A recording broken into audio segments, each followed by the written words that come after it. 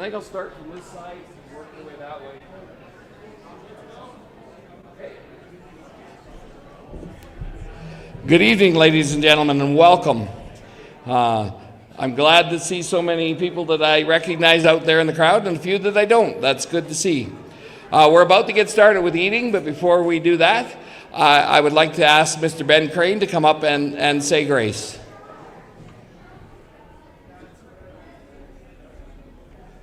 All right, would you join with me in thanking the Lord here? God, we're so thankful for a good day. We're thankful for good people to hang with. We're thankful for good food and Chris and all his crew building it for us. And we're thankful for our country. And we ask you to give us guidance and to continue to give us the way to go. Thank you so much for everything you give to us. May we honor you tonight. In Jesus' name, amen. Okay, so the way we're going to start serving is we're going to start with the tables over here and work our way this way. And yes, Kevin, you get to be the last one.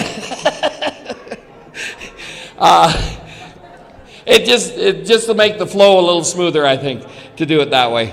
And while we are eating, we are going to be blessed with some music.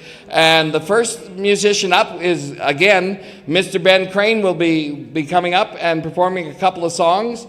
And then Ruth Purves-Smith will be coming up and leading through the rest of the supper with music.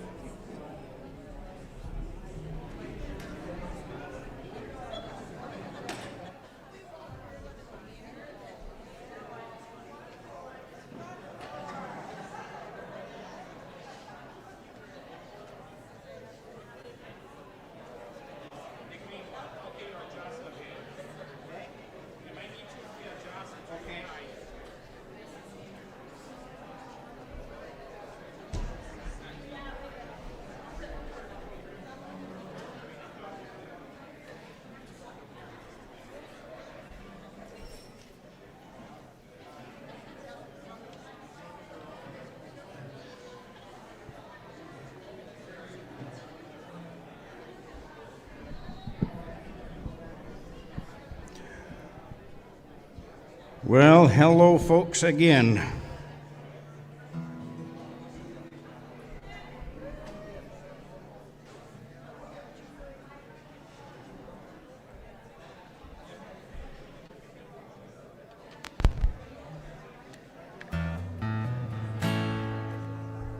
I'm going to sing you the first song that I writ for this outfit.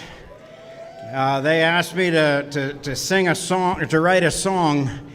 And so I kind of did, and the thought that had been going through my head was about my Alberta roots and how deep they are, and that's the only thing I could think of, so that's what I put down. And so you'll hear a band behind me. That's because they're so butt ugly we couldn't have them out in front of y'all. They're behind the curtain here. Actually, I recorded that at the studio that I own, and so we got us a little bit of Alberta roots happening here.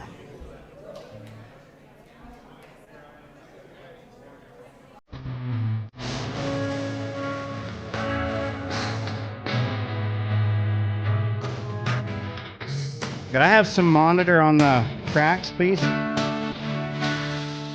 The only life I know goes back 100 years, steeped in deep traditions of blood and sweat and tears. The value of hard work, common sense, hope and truth, family and freedom, and the value of our youth. So what makes me wanna hold on to what I know is right, and in the face of opposition, stand my ground and fight. My Alberta roots run deep in my blood, in my bones, they get stronger every day. When somebody tries to move in, tear it all away, I'd draw a line there in the sand, stand my ground and say, my Alberta run me. Oh, we got us a thing going on here, boy.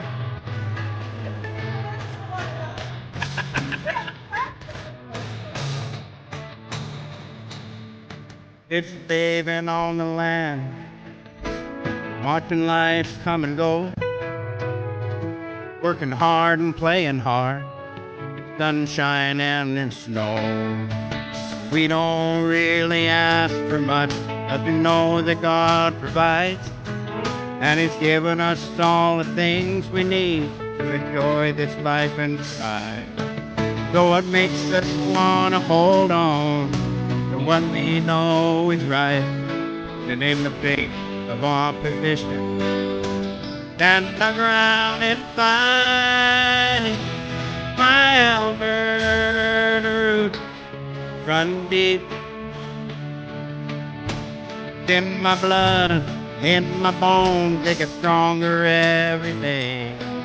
When somebody tries to move in, tear it all away, I'd draw a line there and stand my ground and say, our Alberta roots, you can't hide it, they define us, made us who we are today. And when life's this good, it's gonna throw it away.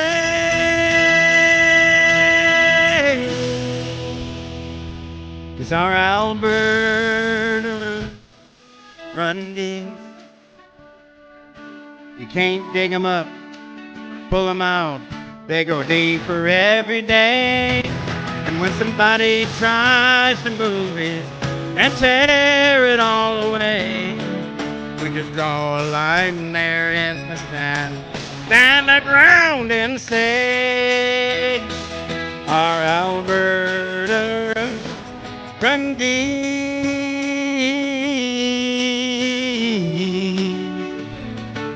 run deep.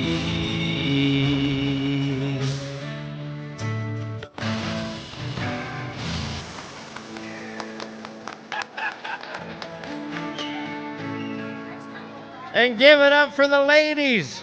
We have to give them a name yet. And the dancers. Yes, we love that. That's awesome. We got one more for you before we turn it over to Miss Ruth. This song kind of hit us right soon after the first one did. And I like me a little bit of swampy southern rock with my country.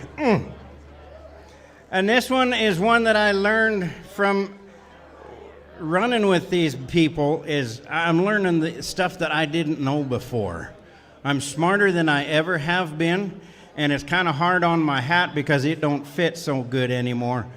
But I had no idea about the history of our province. And so I wrote this down because I thought you needed to enjoy it the same as I did. Big dreams.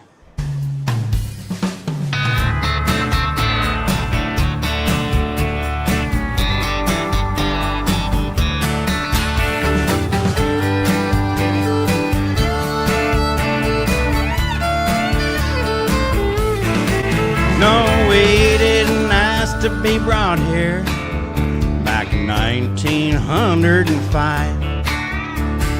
We was just fine, spending our time to mind our own business and thrive.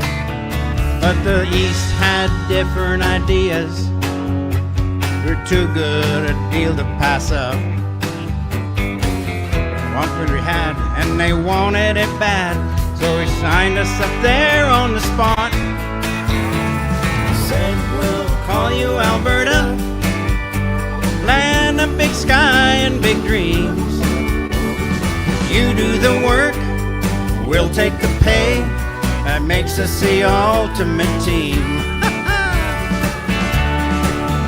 Well, we realized that we was a peasant. This arrangement just couldn't go far. Do the work, we'll take the pay. But things just got worse as the time flew. The feds kept a stomp on our necks. They take all our pay, keep our assets at bay. The whole thing's become a big wreck. So long for old Alberta, so much for all of our dreams. They're told what to think, election day stinks, we've given up all of our means. So we've had it, we're rattled, we're just gonna move on and take back what's ours from the start. We ride a new horse and we chart a new course. Thank God we'll be finally free. So raise a glass to old Alberta, land of good sky and big dreams. Finally free to be who we should be and rid of the liberal schemes. So let's break the chains, breathe free again. Thank God that we're finally free.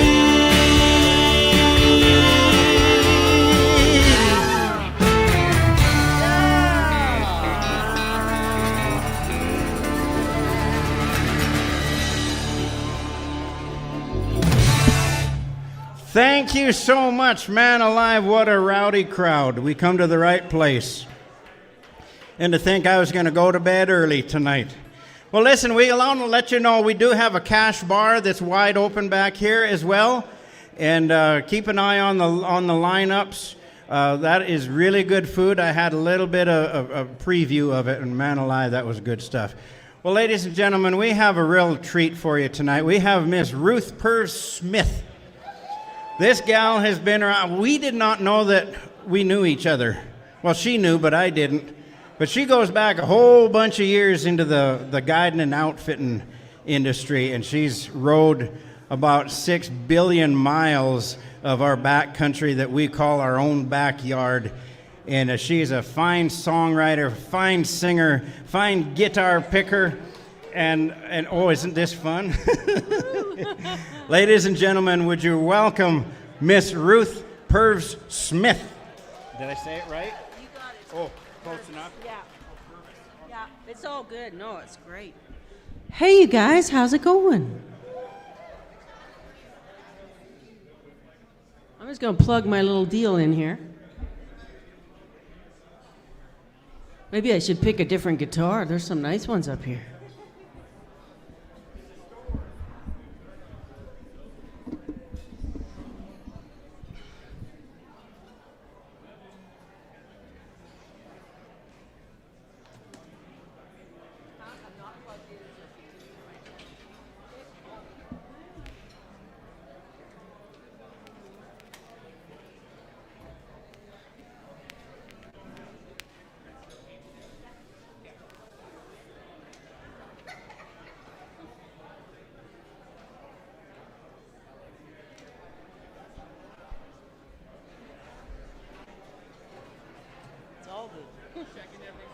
Yes, sir. I'll try not to kick this stand too many times.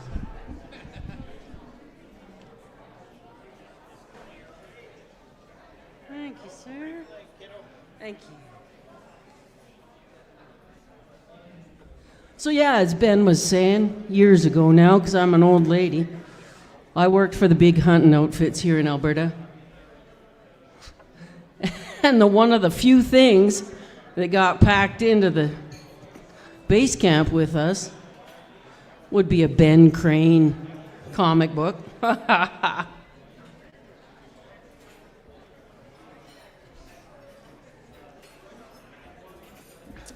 boys always loved your artwork, Ben.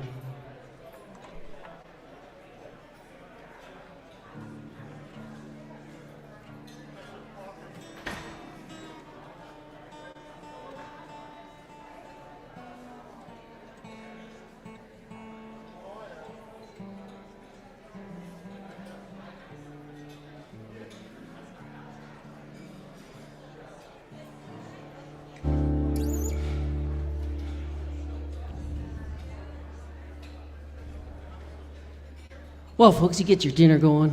I'm going to sing for my supper.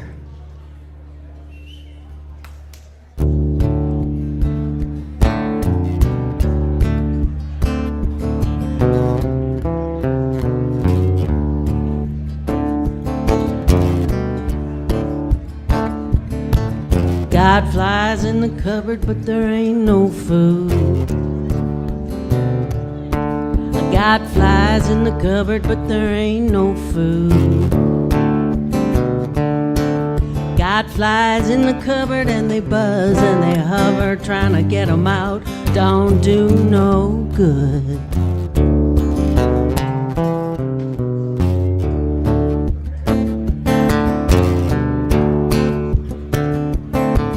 Got a nickel on the ground laying in the dirt. I got a nickel on the ground laying in the dirt. Got a nickel on the ground laying all around. Gonna pick it up, but it ain't got no word. 'Cause the rich man, he gets richer on the play, and the poor man, he stays where he's gone to stay. Dog eat dog till Judgment Day, when God's great light will shine the way to a better day. Yeah, that's a better day right here, right now, you guys. When we come together and start with a new idea.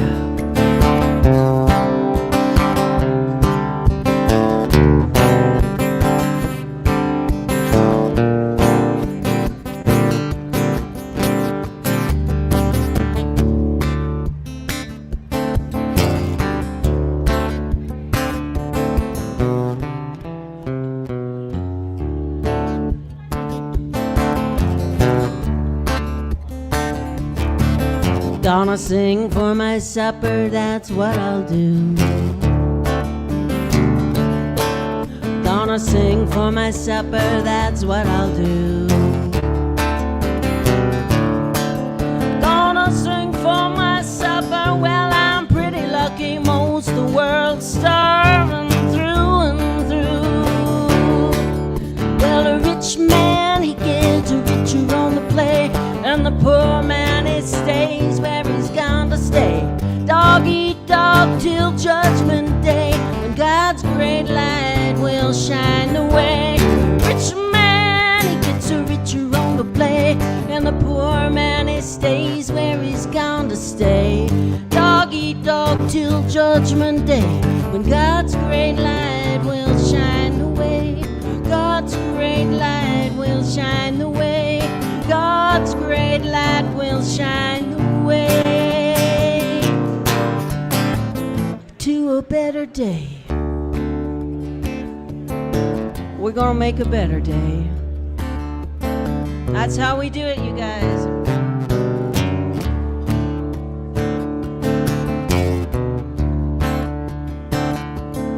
But we're not separating from anybody. We're separating from darkness. We're separating from corruption. We are separating from evil.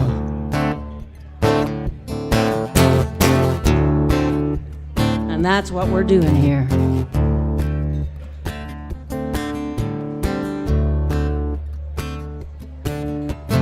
Got flies in the cupboard, but there ain't no food. I got flies in the cupboard, but there ain't no food. I got flies in the cupboard, but there ain't no food.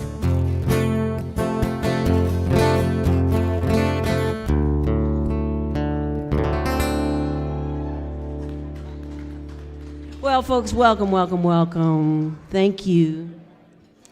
You just go ahead and get on up in there and get some dinner. I bet y'all are starving. It's Tuesday, after all, and we're always hungry on a Tuesday. We haven't even made it to the middle of the week yet.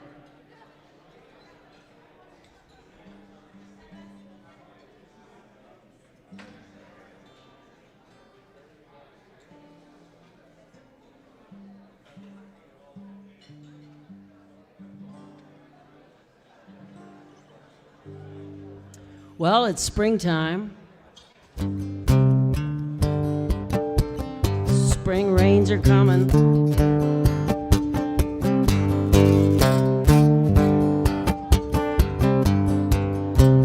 Hopefully the snow melts first.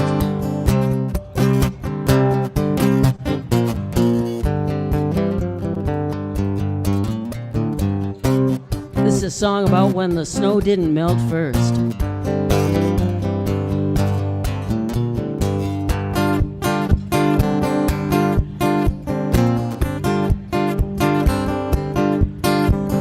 Water, water in the creek, water, water is so deep. Water, water overflowing, water, water, here we go. Rise up, water, rise up. Rise up, water, rise up.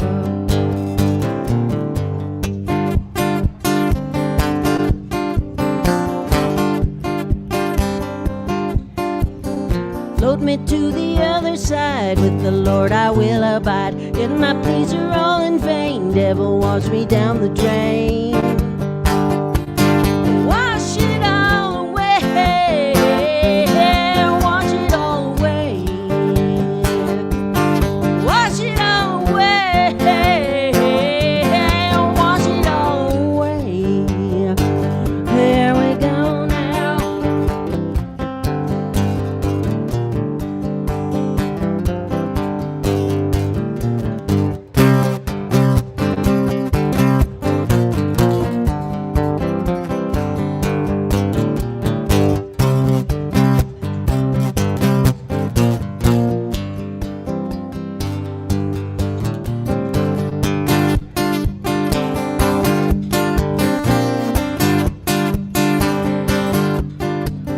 Started as a little drop, seems the rain will never stop. Turned into an endless sea, rivers of eternity. Rise up, water, rise up. Rise up, water, rise up.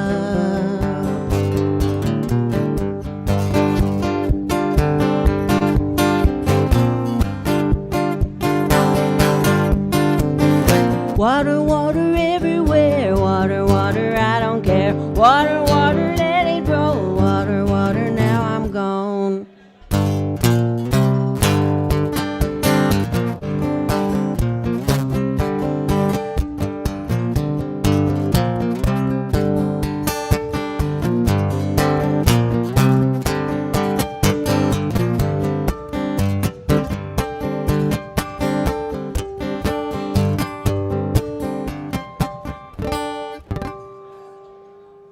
Oh, those raindrops. All right, you guys. So people are like, where on earth did they get the girl in the kimono from? I'm born and raised right here in Alberta, you guys. I know it's hard to believe. I'm wearing the right color, though. Like, check it out, right? Repurposed saris. Very cool. It's the thing now, ladies. You're supposed to wear your pajamas to the show. I love it. It's much more comfortable than like high heels and short skirts and all that stuff that we had in our youth, right? It's much better to be an old lady, for fashion purposes at least.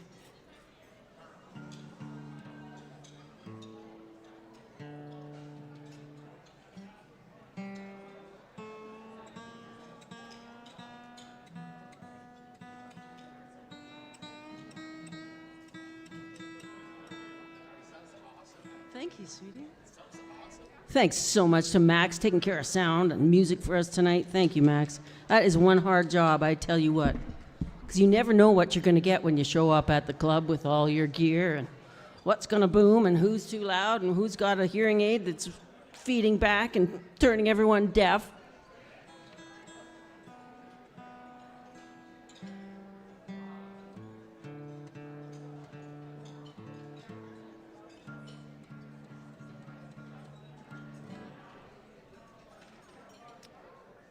So I wrote a song for my dad. I thought I was really smart too, because I wrote it before I put out my second album, and I thought, oh, I'm so smart. I'm going to get my dad to sing on the album with me. It'll be so great. I'll have my dad on my record. Everybody goes, oh, I dedicate this song to my dad. I wish he could be alive to hear it, you know. And I thought, oh, I'm so smart. I'm going to have my dad sing on the song with me. So I gave him a recording of it, and he says to me after a couple weeks, he says, Ruthie, I can't get my head around your song. Oh, you guys, I was crushed. I'm like, oh, my dad doesn't even want to sing on me on my new record. I was crushed. And then he passed away. And suddenly I couldn't sing the song anymore. It was way too emotional. And I came to realize, oh, I know what he was talking about. I can't get my head around your song.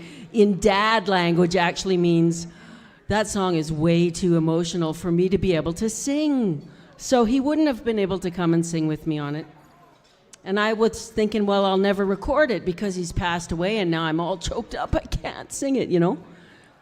But I had to do one more song for my new album, and my producer said to me, well, what else you got, girlfriend? What else you got? And for some reason, the Lord said to me, oh, do your dad's song, do your dad's song. And I'm like, I could barely choke it out. I couldn't even sing it anymore. But I choked it out for my producer, and he said, oh, that's the one, you gotta do it, you gotta do it. And I'm like, oh, well, I'll never be able to sing it, but, you know, do your magic, whatever. And so I sang the little scratch track for it, and I left it for him. And he turned it into such a joyous anthem for me that I'm able to sing it again. So this song goes out to all the dads. We love you, dads.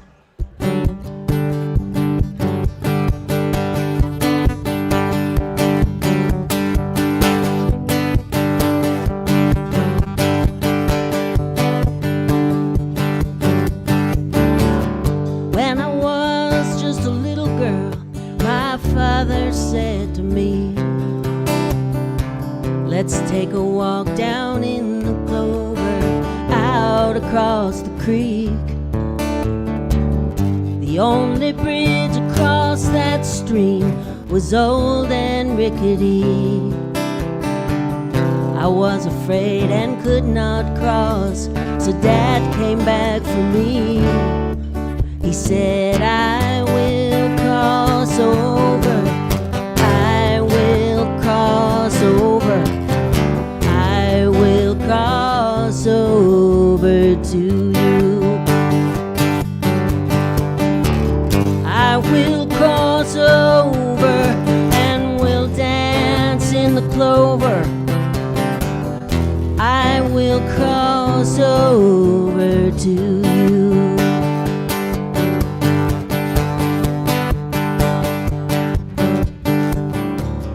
Since that time, a lot of miles I've traveled down the road.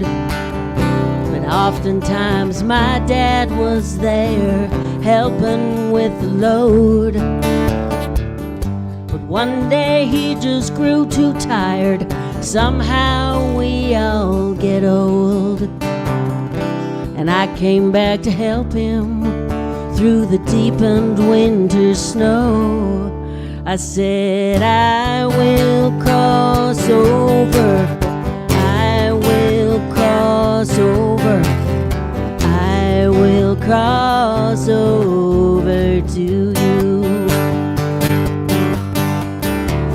I will cross over and we'll dance in the clover. I will cross over to you.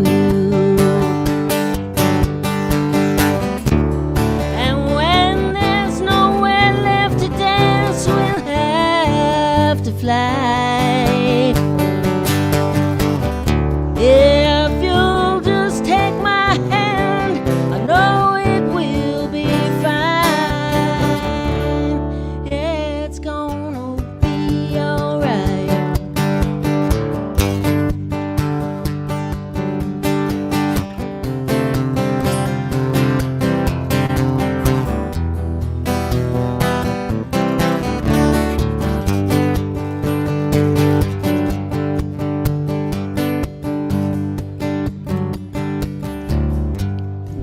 once again, like all things do, that wheel it turned around, and he went on ahead of me as I watched from the ground. He will wait till I am ready, then he'll show me what he's found. His voice will call me softly, I know I'll hear the sound. He'll say, I will cross over, I will cross over, I will cross over to you.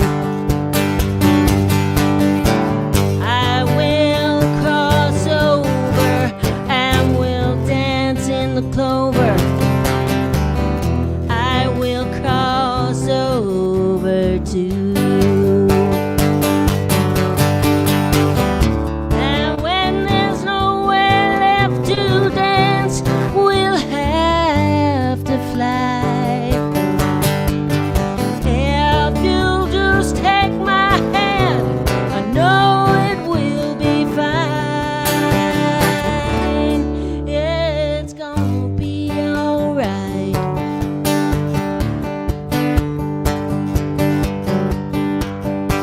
Yeah, it's gonna be alright.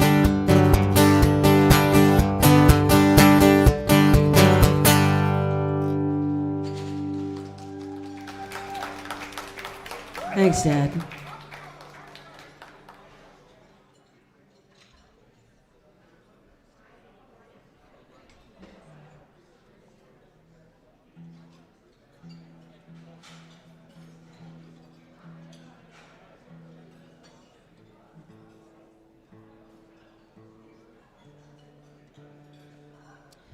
You see, the thing about the modern world is that we're all living under these agreements that, you know, mostly we were born into, right? Like Canada, Alberta, all of the different labels that we give ourselves, but we are not the labels. And so we, as beings, feel deeply in ourselves that something isn't quite right in the agreements that we live under. And that's why we're here tonight. It has nothing to do with all the things that the other folks that don't understand say. But hopefully we can talk to them. That's the whole deal here, right? Let's talk, Alberta. Let's talk, Alberta. Because many of these people I've known for 30 years, and they about dropped dead when I went off to Coots. But they've known me for 30 years.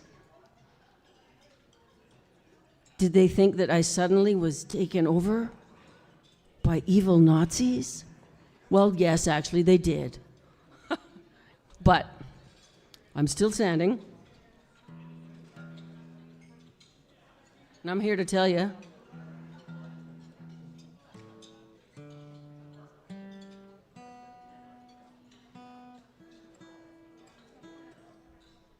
I like trains.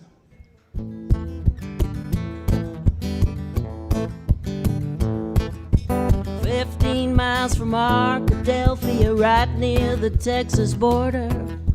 Traffic would stop at the railway crossing. I tuck it to the shoulder. I stoke the kettle, I put it to the metal, I cut the gravel loose. I missed the train, but I was happy with a glimpse of the caboose. 'Cause I like trains, I like fast trains, I like trains that call out through the rain. I like trains, I like sad trains, I like trains that whisper your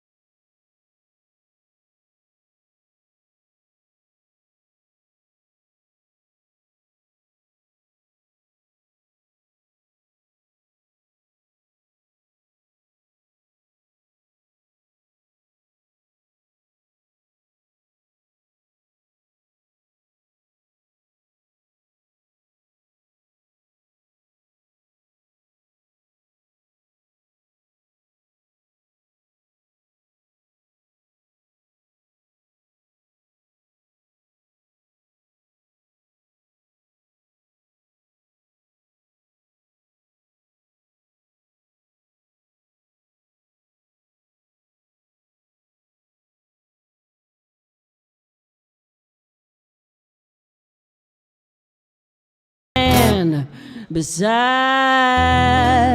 you. There's not some dewy-eyed darling that's gonna drive you insane.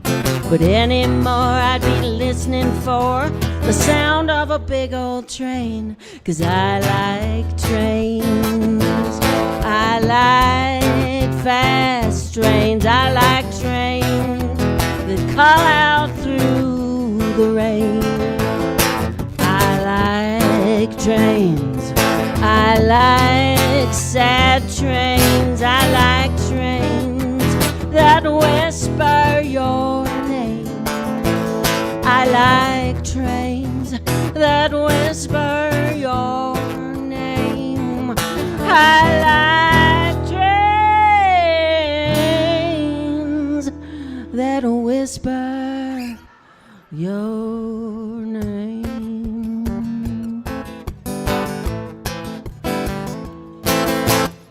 Choo-choo. Thank you, guys. I know we're being a little rowdy here for dinner music, right? Ruthie, settle the heck down. That's a hard thing to do, get me to settle down. Ask anybody that knows me. That girl's just a walking kerfuffle, they say.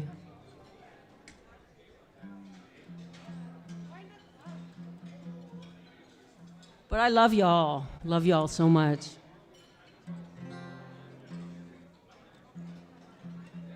We love you. Aww. You're an angel. Max. We got some good comments on the social media accounts, by the way. Oh, that's so wonderful. Well, bless all the folks out there in the big bad world. Where are you streaming to, Max? Are you streaming on Facebook or YouTube or? Basically streaming on Facebook, Rumble, Telegram, Wow. X. Streaming to the whole world via every computer link known to man.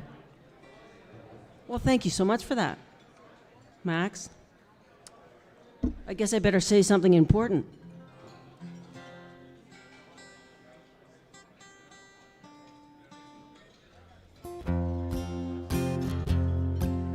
We'll just slow it down a little bit here. Do a little waltz I wrote about just life.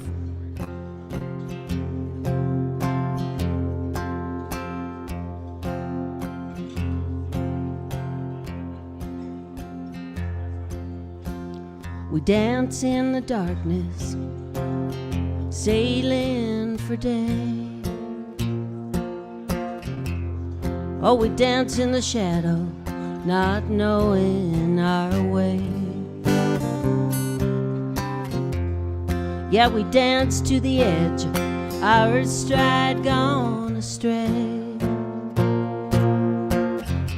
We just keep dancing, there ain't no other way.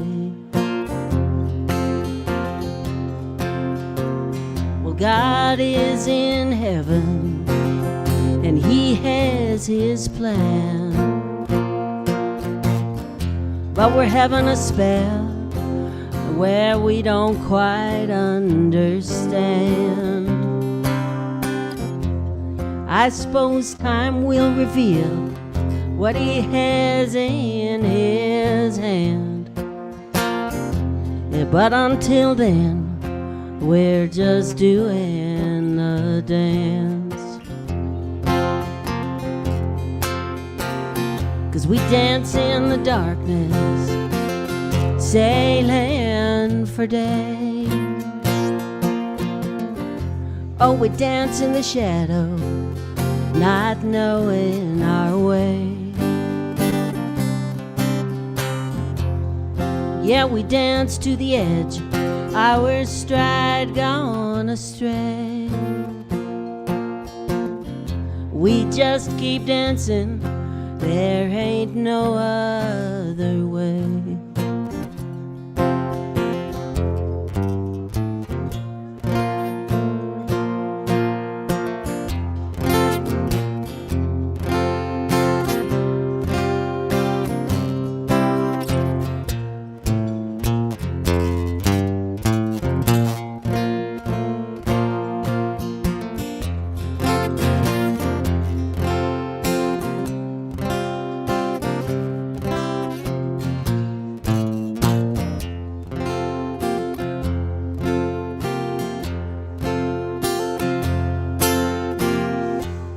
So as we glide across life's little stage, it's best not to give in to worry and rage. Let love be your lone partner. May you have courage and grace as you do that last waltz at the end of the race. 'Cause we all dance in that darkness. We're just sailing towards the day. Oh, we dance in the shadow, not quite knowing our way. Yeah, we dance to the edge, our stride gone astray. We just keep dancing, there ain't no other way. We just keep dancing, there ain't no other way.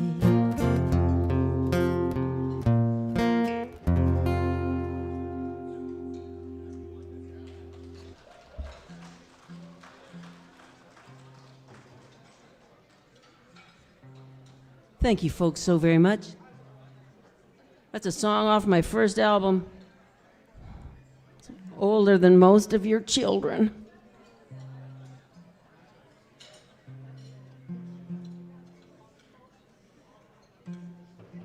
Back before the digital era when you could, sell an album to people.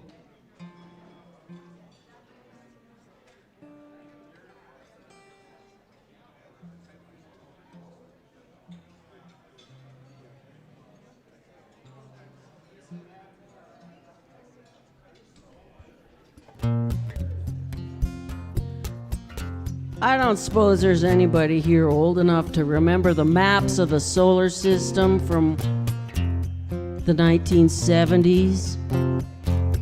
Like they had in the elementary schools back then, with the solar system with all the planets and the moon and the sun and stuff. Earth was relatively large in those little dioramas, right? You could see all the planets, and Earth was, bigger than some, smaller than others, but it all seemed to be, pretty important and organized.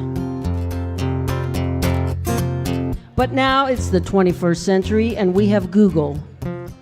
And apparently, to make a to-scale map of our solar system, and be able to detect the Earth on the map, you would need a 7-mile radius. That means 7 miles, from the middle to the edge. Like one side to the other, right? Man, I forget my elementary school math, but I sure do remember those dioramas. So, and the Earth would be the size of a marble. Not even one of those big jumbos, right? Just a regular marble. We're so little, we're so small, just a tiny blue-green ball. We're so minute, like bugs that crawl. Nobody can see us at all.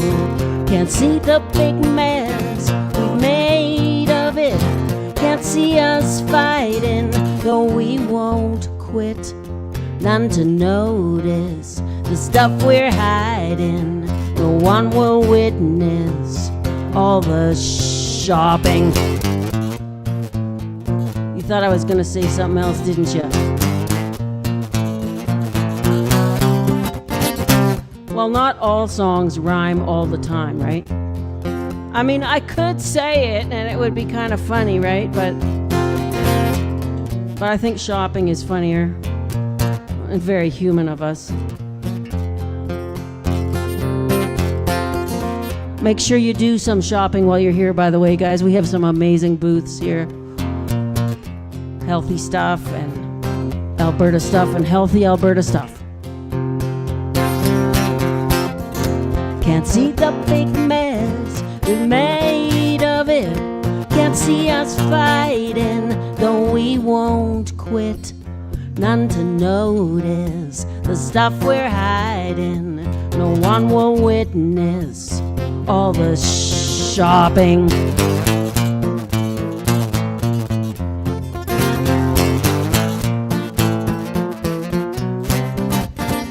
'Cause we're too little, we're so small, just a tiny blue-green ball. We're so minute, like bugs that crawl. Nobody can see us at all. No one will take note when we fall. No one will notice, 'cause we're too small. So much for aliens, right, guys? Like, who cares? Bring them on. We live in Alberta. Teeny tiny. All right, you guys. Y'all looking at me like, that girl is sort of scary. We're not sure. Well, I should have warned you guys by the time I found out you could write a happy song. It was too late.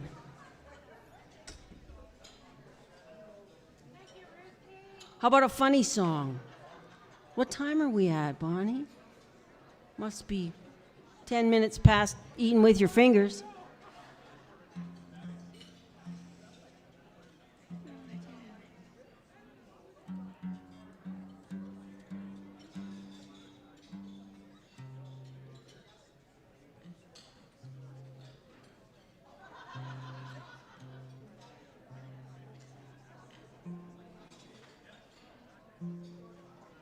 Well, I did write sort of a silly song just about when the whole pandemic thing started.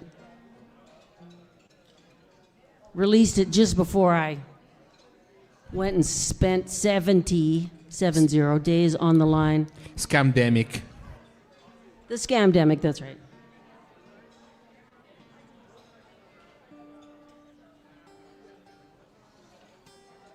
It was really kind of...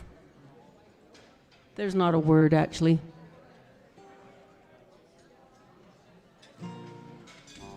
But anybody that likes the star shows, you'll relate to this one. You gotta pay attention to the words. Hang on, wait a sec. Somebody didn't get the memo in this tuner here. Hang on.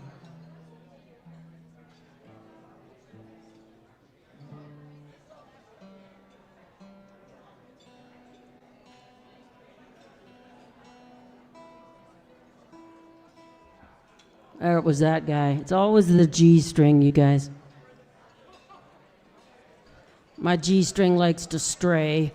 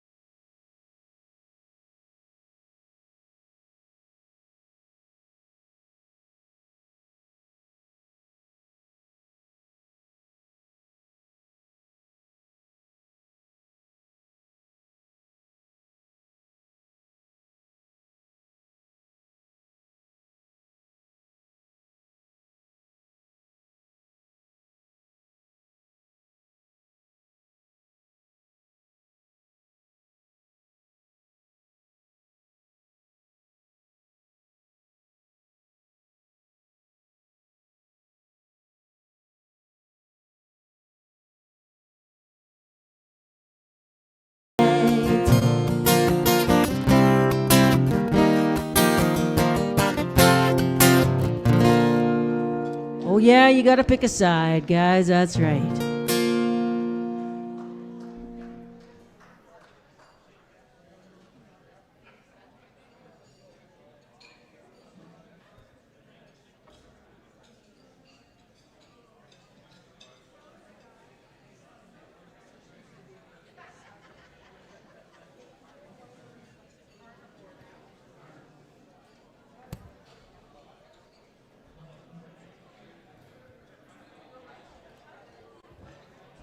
Well, how's that dinner? Chris been busy back there cooking all day, I'm pretty sure.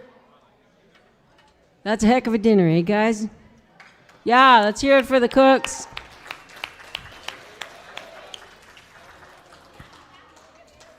The cooks and the critters that made the dinner.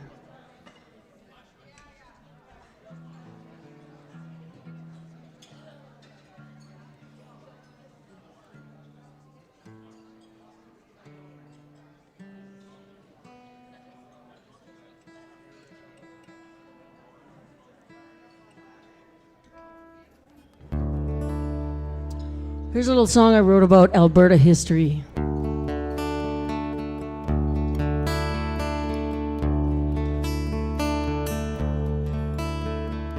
If you didn't know, before the Second War,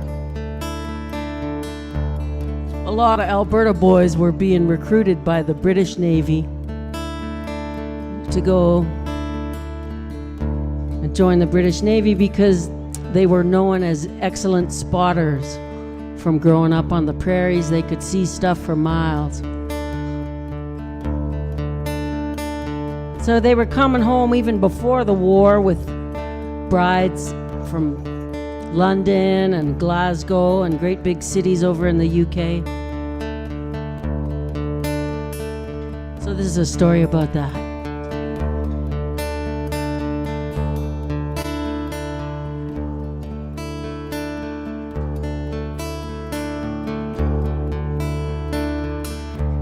You know, I felt pretty small against that wheat gold wall of prairie.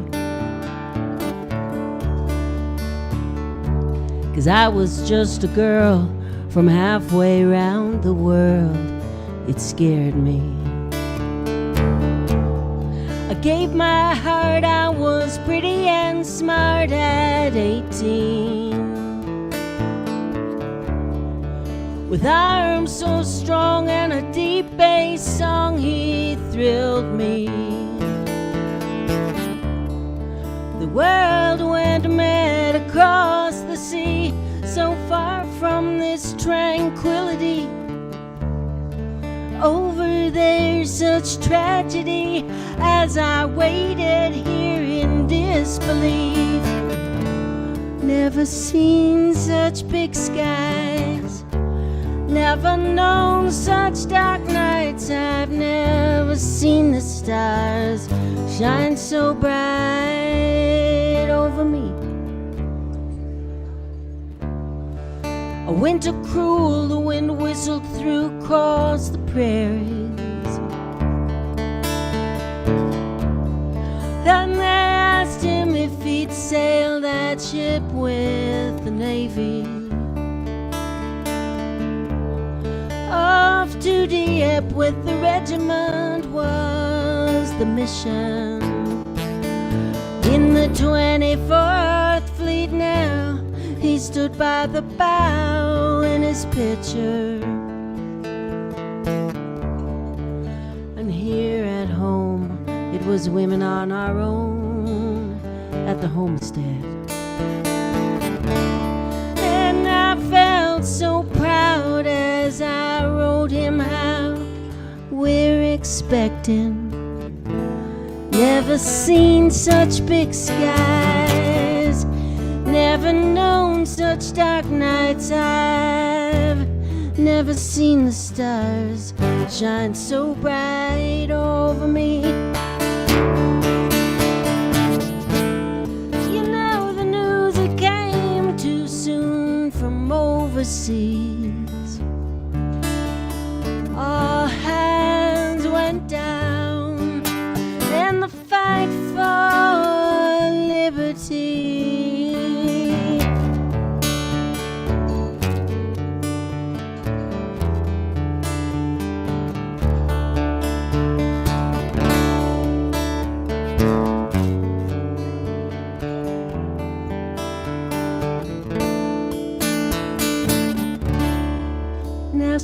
talks about you, and I tell her Dad's a hero.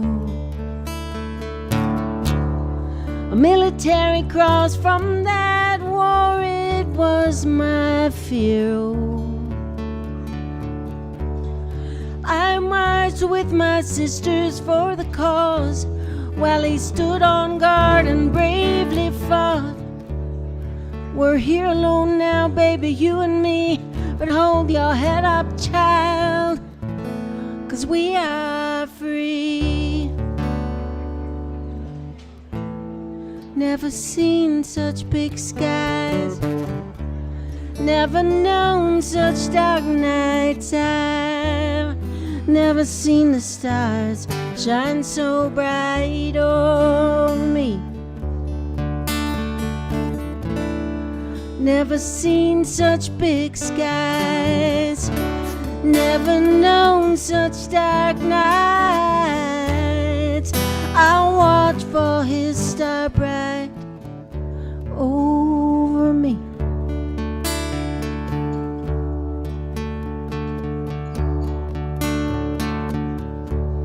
You know, I still feel pretty small against that wheat gold wall of prairie.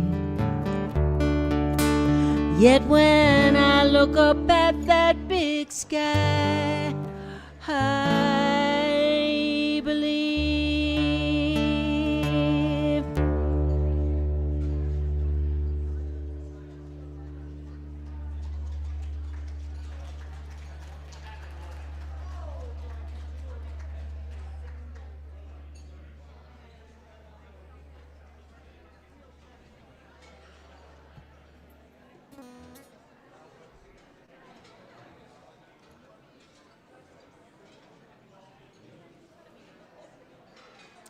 Oh, here they come with more coffee and tea and juice.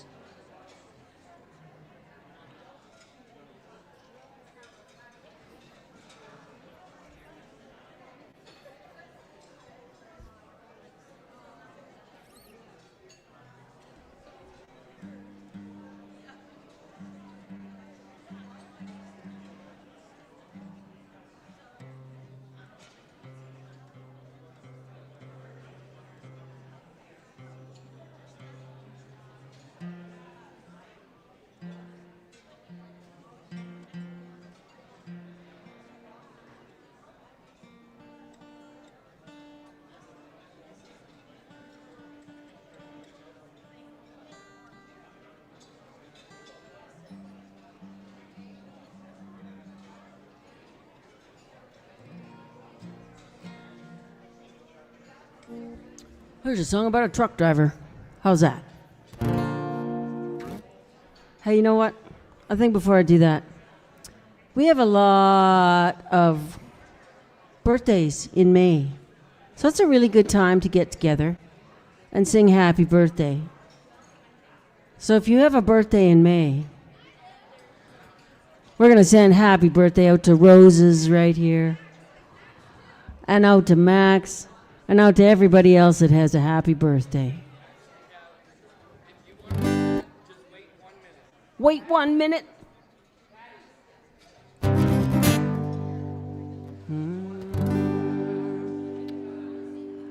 Oh, we got more birthdays than you can possibly know. And look at Patty go. She's going, gonna go to the kitchen and get something. This was totally impromptu, unplanned, completely without. Whose birthday are we singing for? Ba-da-ba-ba, Victoria. Max, ba-da-ba-ba. Roses, da-da-da-da. A tiny cake for the elves. It was my birthday last week, too, so I'm all in on this stuff, you guys.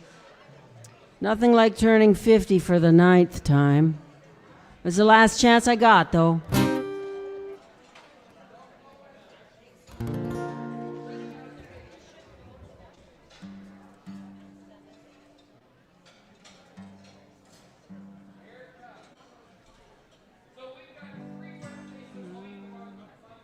Three birthdays this month, week. Victoria, yay. 29 and holding.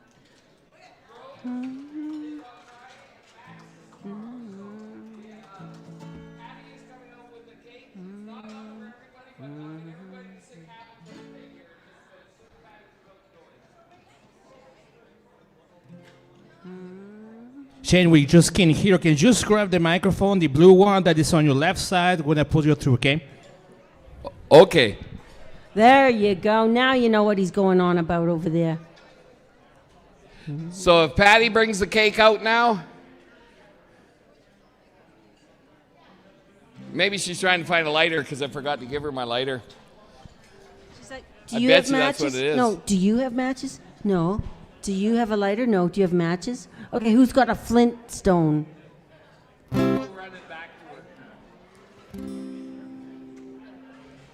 She got lost in the vast caverns of the back of the hall.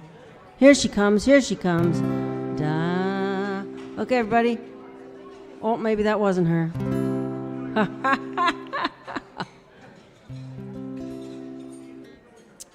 Well, it's a good thing we planned this.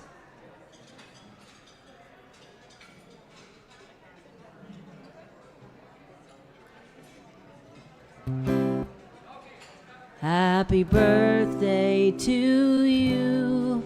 Happy birthday to you. Happy birthday, dear beloved. Happy birthday to you. Who gets to blow out the candles? Victoria, Wow. because it's her actual birthday today. She can blow the candles out. Okay. And I figured she had to be about 24 years old. 24, So that's add how a many couple. candles I put on it. Give or take. 24 plus 39. Perfect. Well, there you go, my dearly beloveds. Happy birthday Yes, happy birthday. to all the May babies.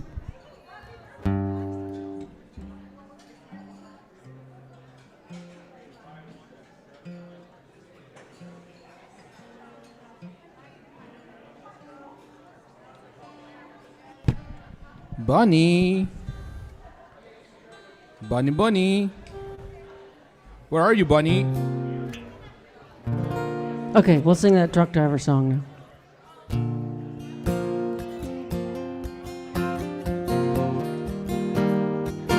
For the record, we have on the right side Sheila Gunn Reed. She just came in the house.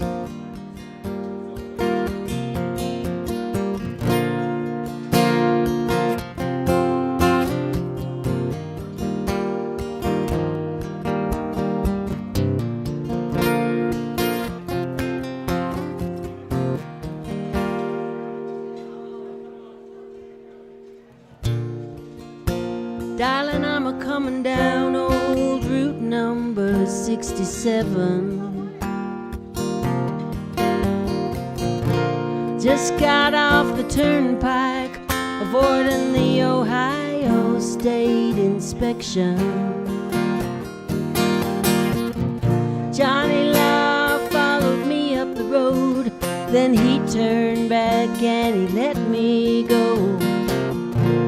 I guess this old truck ain't worth shutting down.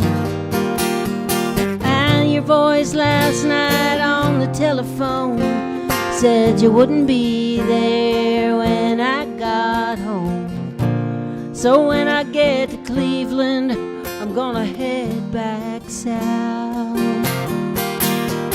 The light keeps coming on.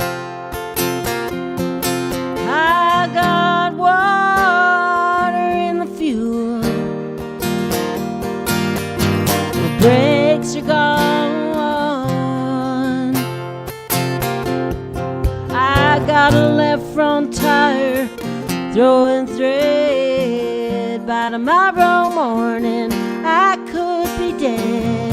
Baby, maybe you've been right all along.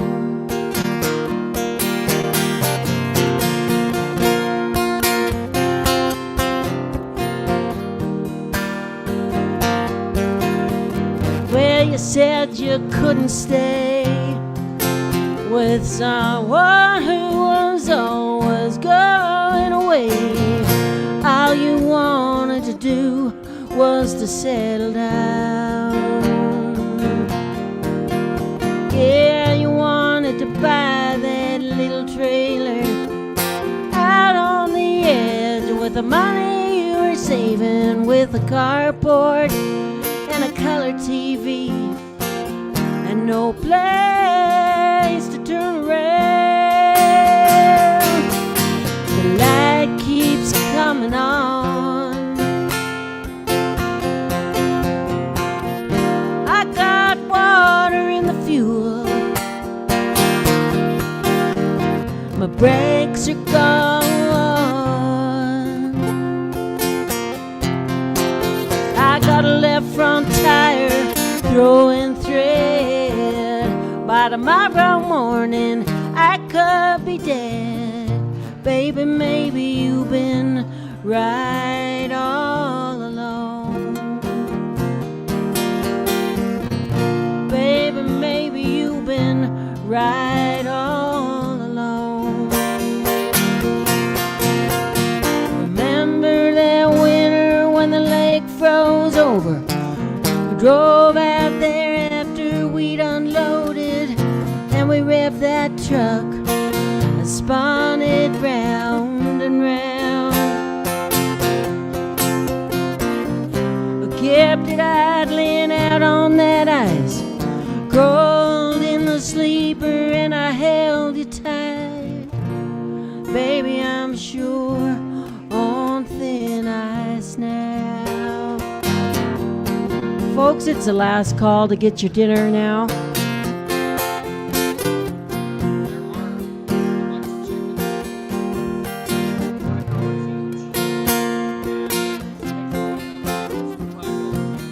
Folks, we got chickens, whole chickens to go. They're for sale for 25 bucks a piece. And we got tubs of ribs. These guys don't want to take any home with them. So if you want to take some meals, take some meat, go talk to the kitchen or come talk to Shane here.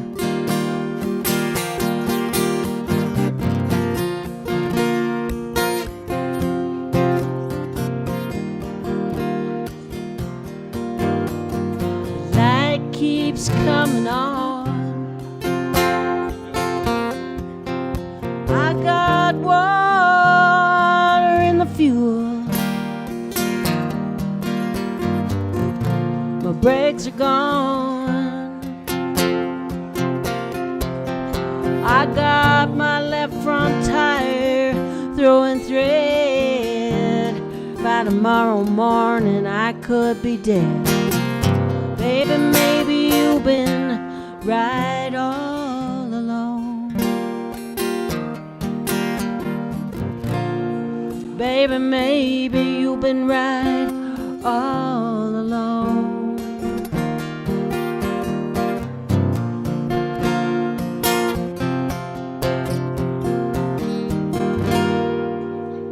All right, you guys, I can go one more song.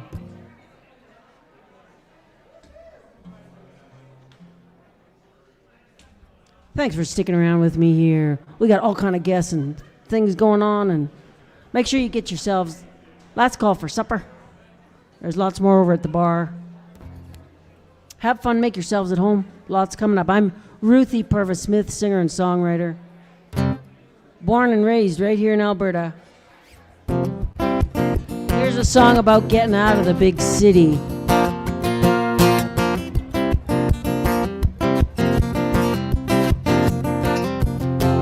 Wrote it for a girlfriend of mine. I thought maybe we could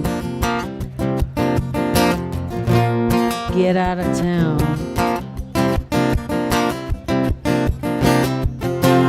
Take my hand, we're gonna run away. Going far from here, we're gonna go to stay. Gotta get out of this town.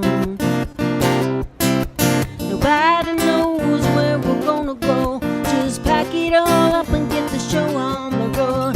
Gotta get out of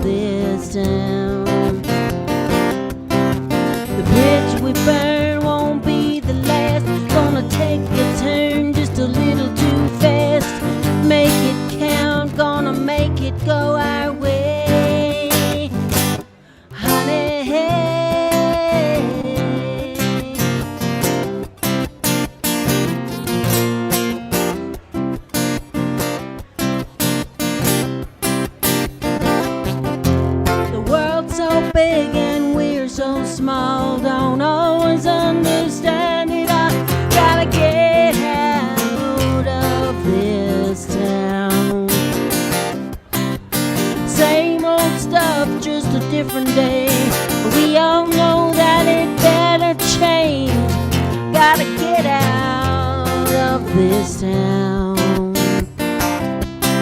The bridge we burn won't be the last. We're gonna take the turn just a little too fast. Make it count, gonna make it go our way. Oh, honey, hey.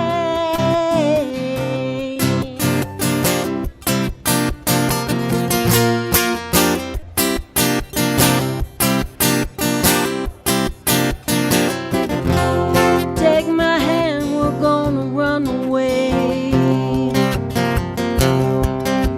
Going far from here, we're gonna go to stay.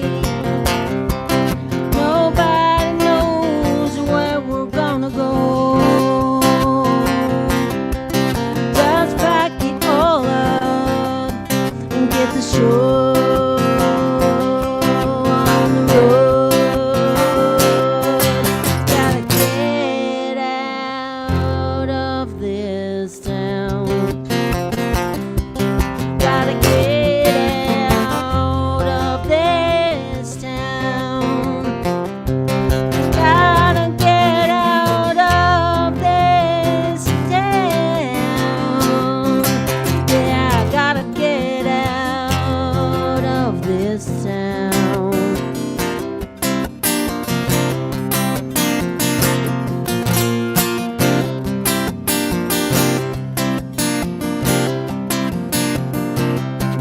Okay, that's my cue, you guys, to get off the stage. So stick around, we got all kinds of stuff coming up. I'm not even sure what's next. Thank you for being here. Thank you for supporting all this, you guys. Bless you all.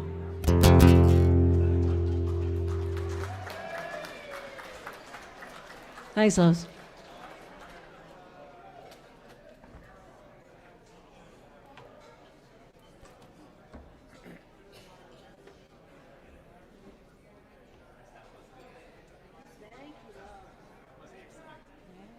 I'm honking out the speaker a little bit on the vocal mic.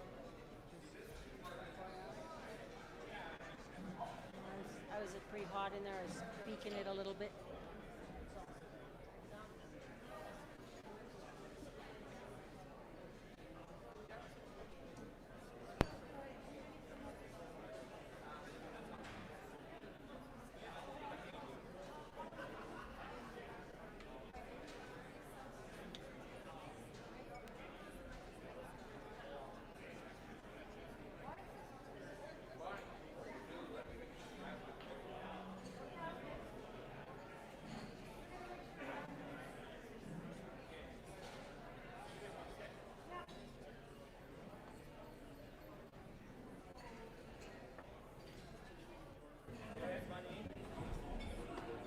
Good job, by the way.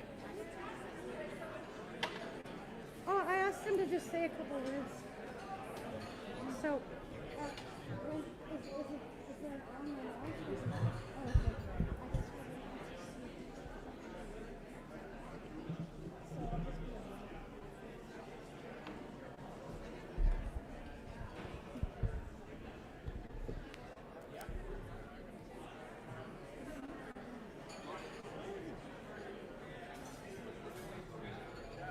Okay. Perfect. Just get everything out of the way. So good.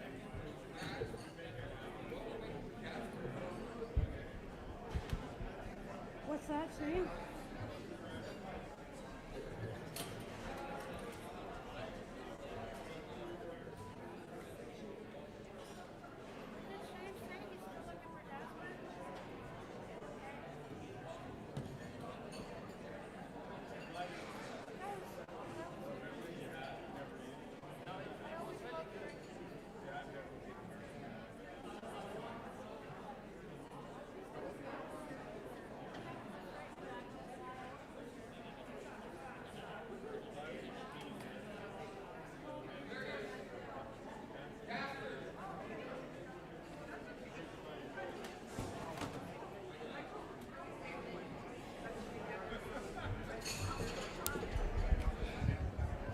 Before Bonnie comes up to talk about and introduce Jasper here. I wanted to let you know that there's a whole bunch of books over here that Sheila Gunn Reid has written, and she has donated them. They're $20 a piece. If you would like, come over to the table over there and grab yourself a copy. And without further ado, here's my wife.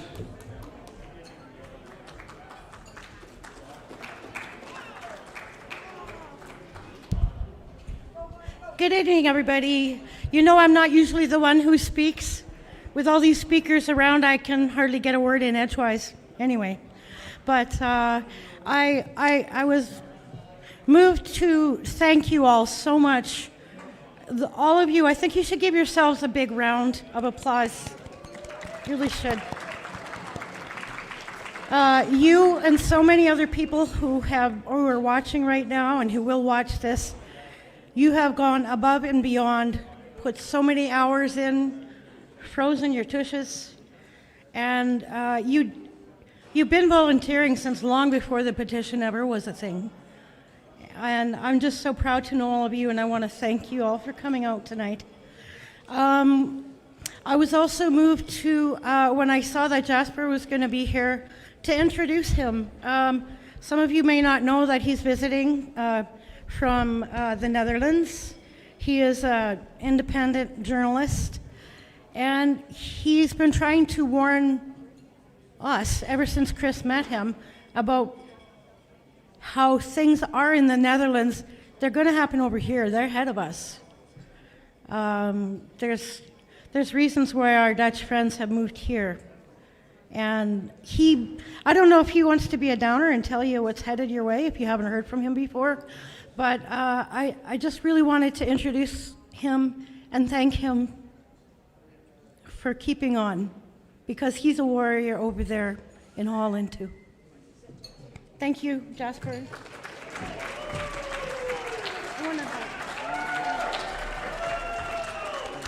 I love you. Well, good evening, ladies and gentlemen. I'm Jasper Smit. I'm coming all the way from Holland. I'm an independent journalist, working for Common Sense TV. It says on my head, gezond verstand. It says on my head, gezond verstand. It means common sense, and that's what we need, I guess. What is it? I guess it's 4 years ago. Some bloke from Canada came all the way over from the Netherlands because there was a farmers' protest. And a dairy farmer down south called me up, said, Jasper, you're living close to the airport. You need to pick that guy up. So, okay, let's do that. So I picked the guy up. First I was asking for a face, because who knows, and our airport is massive and busy. I met up, took him in my diesel car, and said, Chris, where can I drop you off? And maybe you know him a bit. I said, Jasper, I didn't arrange anything. And I'm like, I'm way too Dutch for this weird guy. So I took him home and put him to bed and went up to work. Late that evening, we went up to Amsterdam, and it was so much fun. We did a live stream, and basically the friendship started. It's a brother from another mother. So thank you, Chris, for doing this. And one thing in a democracy is really important, and that's conversation. And that's, I guess, why we're here. We're here to talk to each other, learn from each other. Holland is basically a front runner in this madness. What's happening in Holland is happening here. Elon Musk had it during the COVID times. What's happening in China happens in Europe, and then it's happening in America. And basically that's what I'm seeing here as well.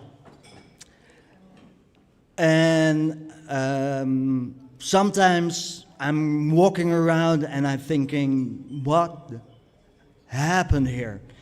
It's being punched in the face all the time. Let me start with healthcare, and that's a big topic that you all need to talk about, but in healthcare in Holland, it's basically the front runner of the Obamacare in America. I'm paying about 130 euros, my boss is paying 130 euros, basically it's 800 something euros if you go to the doctor and then everything is arranged.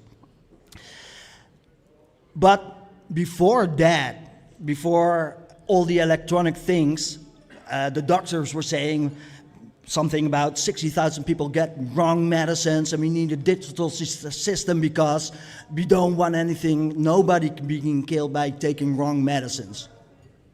So they took the Dutch healthcare system in a online system.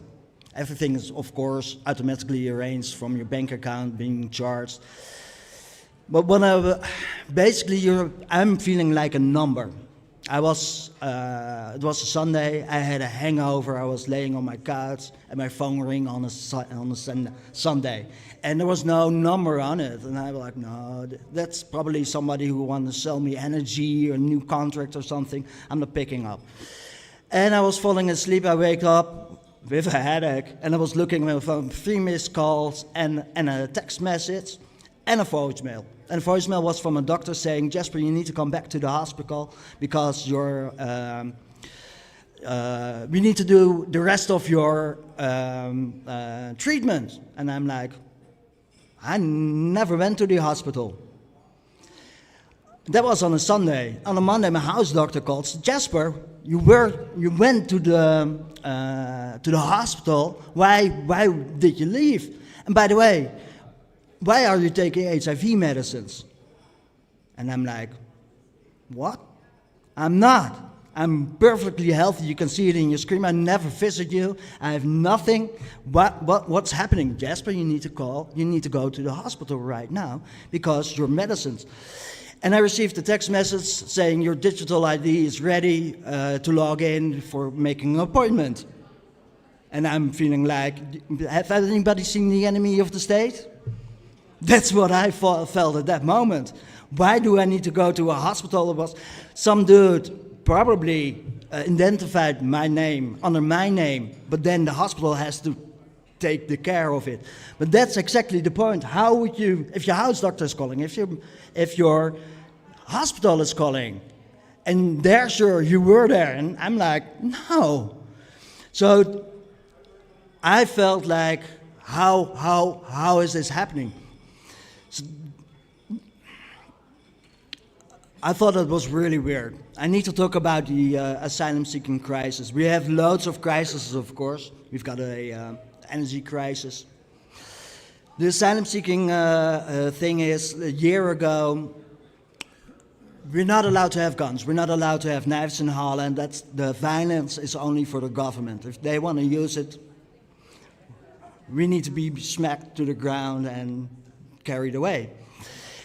But then again, there are guns, and there are knives, there are stabbings, there are shootings. At 6 o'clock in the morning, the police office received a telephone call. That was on the end of the shift. They went up in that house. There were 3 Muslims in there. The cop was stabbed in his face, and then he had to shoot the guy down. He died. While the other guy already died because there was a stabbing in that house.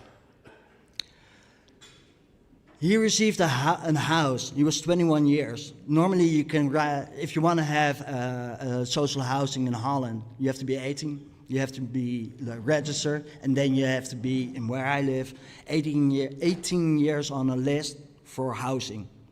That guy is 21 in social housing. So that means that our local government gave that guy a house, as well as his mother, as well as his sister. So why can't they live together? Why would they take 3 houses? Why are they stabbing our police? We have a girl in Holland, it's called, her name was Lisa. She was living in Amsterdam, was bicycling home, raped and killed. It was election time, so the police officer department couldn't say anything. They were waiting until the elections were over, and then all the footage came through. He was riding on a specific bike. There were footage of it. So basically, they could have known they were there. The guy was living in an asylum-seeking center in Amsterdam. In his closet, there were knives, guns, and cocaine.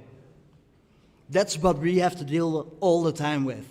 We're receiving over 1,000 immigrants a day. Let's call them immigrants.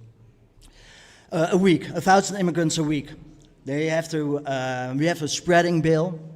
It means in every little city, in every little town in Holland, they need to pick up those immigrants. They're not adjusting. And it's basically, we're asking our government, we're last, what was it? Saturday, I believe, in London, there was a major protest. There were over in Holland, over 10 protesters. I was in Haarlem, asking for the Liberal government, please do something. And I wanted to talk a bit about politics. Everybody knows the word Democrat. But what I recently understand and what I learned, and it's better understanding, that you have a democratic minimalism and you have a democratic maximalism. Does anybody have a thought what that might be? We're thinking about being, if we're talking about that story, we're thinking about a small government, and more power to yourself, more freedom, but it means more responsibility. But that's the minimalism part of it. Our governments run on the maximalism. That means basically the same thought and feeling, freedom for everybody, but a stronger government. And the stronger government you hear all the time. But basically what I mean is more government employees, more spending, stronger government. And in that maximalism, that means that if the government, if something going wrong, you're doing well, you're prosperous, you're working hard, you're earning a lot of money, but some guys or girls are saying that's unfair. The government comes in, socialistic, dividing everything until everybody is basically on the same level, and then you can do whatever. And that's, I guess, the same thing in Holland, and I guess the same thing as in here.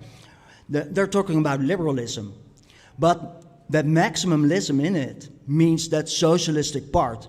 And that socialistic part is where we're going through. More governments, more taxes, more employees, more obedience. And I'm seeing that every day. And the stories that you're talking about are the stories that we're already dealing with. So yeah, I will be here all night. If you have any questions later on, I will be happy to explain what's going on, because it's way more. Especially, let's say, our energy crisis. Holland is not an oil-producing country. We don't dig for oil. We have gas. We can't for cooking and for clean natural energy. But the wells, they put concrete in it. And then they say, oh, there's an emergency. Holland is the 6th largest importer of crude oil. We only need 800,000 barrels. We're producing somewhere between 1 or 2 million. We're selling them off. Holland is 30-40% smaller than Germany, and Germany is on stage 7. So what do you mean? And exactly in that oil crisis, and I'm hearing you about we're a landlocked country, and that's true. But there's loads of solutions for that. Our second, the first is America that we're buying crude oil for, but the second is, for example, Kazakhstan. Kazakhstan, it's an oil-producing country and landlocked.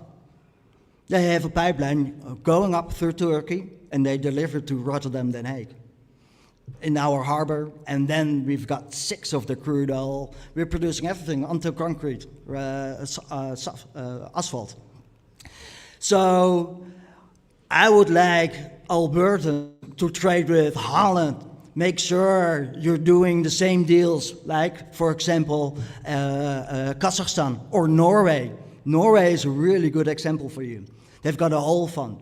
That oil fund, can you imagine, next to the pension fund in Norway? Because they learned from the Dutch. When we found our natural gas, we were spending it crazy. We were spending it all over the seas, right? You can see it at the table. But now it's gone. We can't produce it. It's called the Dutch disease. And the people in Norway learned about that. Shell and ExxonMobil is pumping up north crude oil, is selling it. 30% of the, Norway is the third largest importer for us, for Holland. In that oil fund, there's 350,000 euros in it, ahead.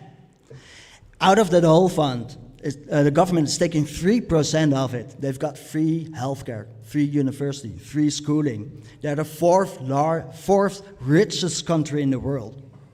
You can do the same. And I would like to trade with you. So everybody's asking me, Jasper, you're coming often, and I love Albertans. You're fantastic. But my fight is back home. And I will continue doing that. I will harass every politician, and I'm doing court cases. The people who are doing demonstrations, people in politics even get indicted. Forum for Democracy is mostly all of them has been in court because their language isn't the language that they want to hear.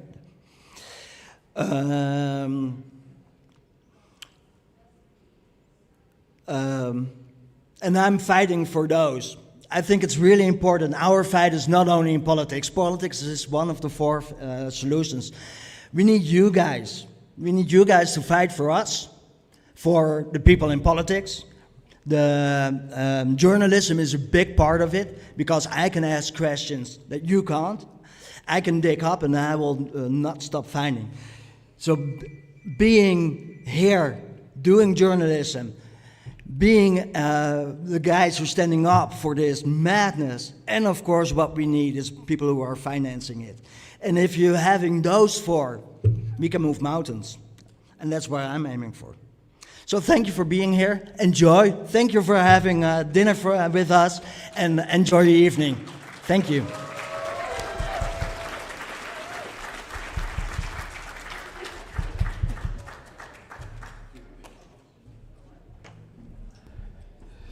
Okay, I'd like to introduce our next speaker. It's Joanne Rogers, and we'll just give her a moment to come on up and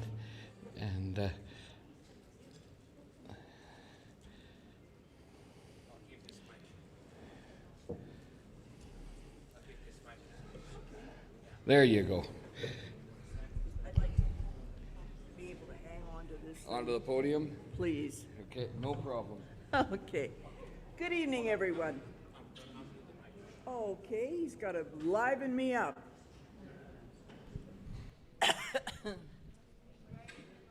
Okay, there we go. Hi, everybody. I'm here tonight to talk to you about energy. Not the kind that you can put in a pipe. This is a different kind. And I can tell you that every single person in this room is generating it. Do you know what it is? It's hope. And it comes out of your heart. This energy was so generated by our truckers' convoy. Those people that came out and waved at the truckers, the people that stayed with the truckers, when that hope was generated, it traveled all around the world. And what's happening here in Alberta right now is just as important. When we see the day that we can say we're living with freedom, don't think that that won't go around the world, because it will. There's more resting on us than only just our own freedom. This is a very important time, and we need to be part of it, a big part of it. Now, I've been around in this province a lot longer than almost anybody in this room, so I remember some of the good stuff and some of the not so good stuff. In the 70s, you know, I've heard people say, oh my God, if we were free, we'd have to have our own police. Well, hell. In the 30s, we had our own police. There were about 30 guys. They were spread all over Alberta, and all they did was trucks and buses. And we were driving on some of the safest roads in Canada, because no company brought in vehicles that weren't in good shape, because they knew they'd get picked off. Anyway, the 70s was a very busy time for me. I was involved in transportation when we were getting ready to bring in the law for seat belts. Anybody else here can remember any of that? Oh, yeah. Anyhow, that's old stuff. But what was sad about that, at the end of the 70s, there was a change of government. And for some reason, they had the idea to save the government money, they would break up motor vehicles and farm it out to all these little offices. But what they didn't do was they didn't keep an eye on what was going on with instruction in some of the schools, the driving schools. Now, here, about 6 weeks ago, I read, because of public demand, part of it was as a result of that bus accident. You know which one I'm talking about. And they started a pilot project, and they went out and they checked into some of the trucking schools. Well, they shut down a bunch of them. They shut down a bunch of the instructors that weren't any good. Well, son of a gun. You know, this is what happens with Alberta. We try something, maybe it doesn't work perfectly, and maybe we go off track. But when it's time to fix it, we know how to fix it. Do you see what my t-shirt says? Okay. That's something that is an emotion. And it's something that I have seen time and time again. Whoops. Don't mind me. I have the sense of balance of a drunk. I'm not dangerous, really, but health-wise, I'm as healthy as a horse. I just can't stand up straight. Anyhow, I wanted to talk to you about the next thing, and this is this thing. You know, I can remember that emotion being part of what my father said to me when I was a kid, and he would say, Jan, let's go pick some rock. Well, I was excited because then I would get to drive his big team of Belgians. That really was good for me.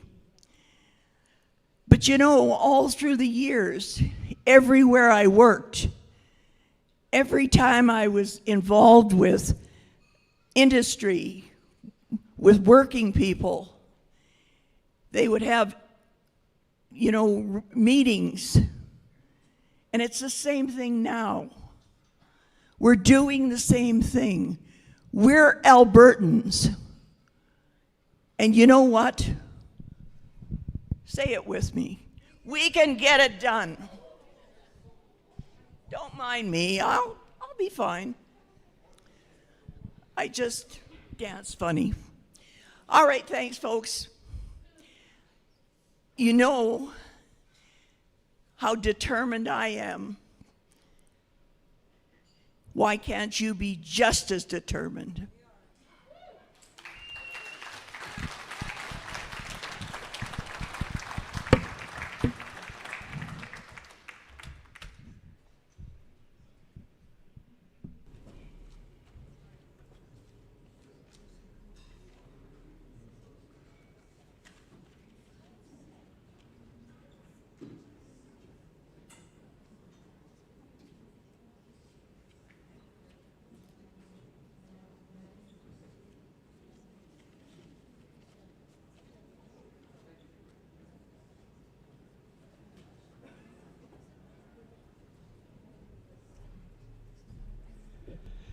Not only is he a musician, songwriter, but he's also a very good speaker. I'd like to welcome back to the stage Mr. Ben Crane.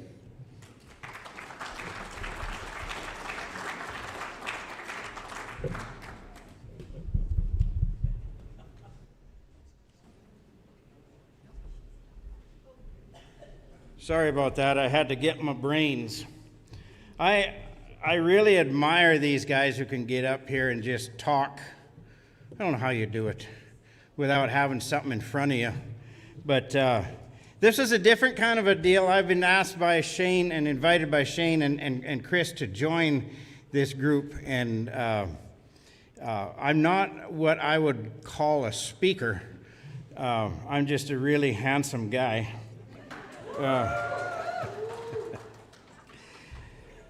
But he asked me to do a different kind of a speech today, so I wrote it this morning. So I got my notes here. This is wiggling, and it's... If you were to ask me the main reason why I'm so set against staying in Canada, my knee-jerk first reaction would be values and global governance. I definitely hold different values than our federal counterparts. Hard work, respect, personal responsibility. The list is longer than this room is wide, and I have a deep resistance to their insistence on canceling our generation's old culture in favor of ushering in a new world order. One world government with all its trappings of surveillance and control. Sounds great, doesn't it? Oh,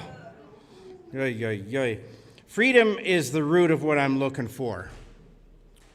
But the word freedom, its definition seems to cover a whole broad spectrum and can tend to sound petty or self-serving. Oh, I just want to do what I want to do. But it is genuinely true when you think of it. So I'd like to share my heart with you tonight. When Sean and Chris asked me to join this tour, my first thought was, why me? I was joining a high-toned outfit of constitutional lawyers, economists, political scientists, media personalities, and influencers. People who have been imprisoned in this free country of ours just for having an opinion that differs from the official narrative. And then me, an uneducated, run-of-the-mill guy that can't remember critical information and couldn't argue his way out of a wet paper bag if he was paid to. But my neck is red and my collar is blue, so maybe I can relate to the common person here. I'd be useless in a courtroom or as a news reporter. I'm not Sheila, I'm not Leighton. Maybe I can show people how deep our values run and how they have shaped our very existence, our very identity. You see, we all have an internal drive to be connected with something that's way bigger than us. We get behind something and it energizes us. It feeds us. But not only that, it gives us a sense of belonging, a sense of purpose, of actually contributing to society. That's a big thing that is getting lost today. See, the funniest thing is I'm an entertainer, and I'm used to people liking me. It's actually very, my very career depends on that. So when I post something on the inner tube, as simple and harmless as a poster like for tonight, advertising a town hall, or inviting folks to have a civil discourse involving both sides, and the responses I get are sheer vitriol. It's crazy.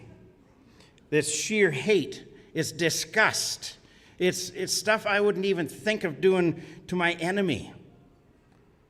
And I find it very hard not to take it personal and not to worry about how it will affect my business. I've taken some hits because of the trolls some of them are actual people, not just the bots. I have a whole bunch of cousins who are bots. If you're in the Leslieville area, you'll know exactly what I'm talking about. And I'm not sure what woodwork these guys come out of, because they sure weren't there responding kindly to something that I harmlessly posted, like a new piece of artwork or a new song. They just all of a sudden showed up. But nevertheless, it does hurt, and it angers. But I haven't been thrown behind bars. I haven't got my accounts froze yet. So I keep going. And it's because of you guys, actually. It's all your fault, because you keep showing up at these things. I keep going because I know that my future and the future of my family and those who follow me is so much more critical. I want my children and my grandchildren to inherit a good land. Our 6-year-old grandson, a few days ago, we go over every night. They live on the other end of the other side of the yard. We go over every night. We're so blessed. We tuck them in, and we read them with them, and we play with them, and we throw things at them, and they jump on us and break our noses. So one day when I told him I couldn't come in and say goodnight to him, he says, "Where are you going, Bumpa?" I'm Bumpa.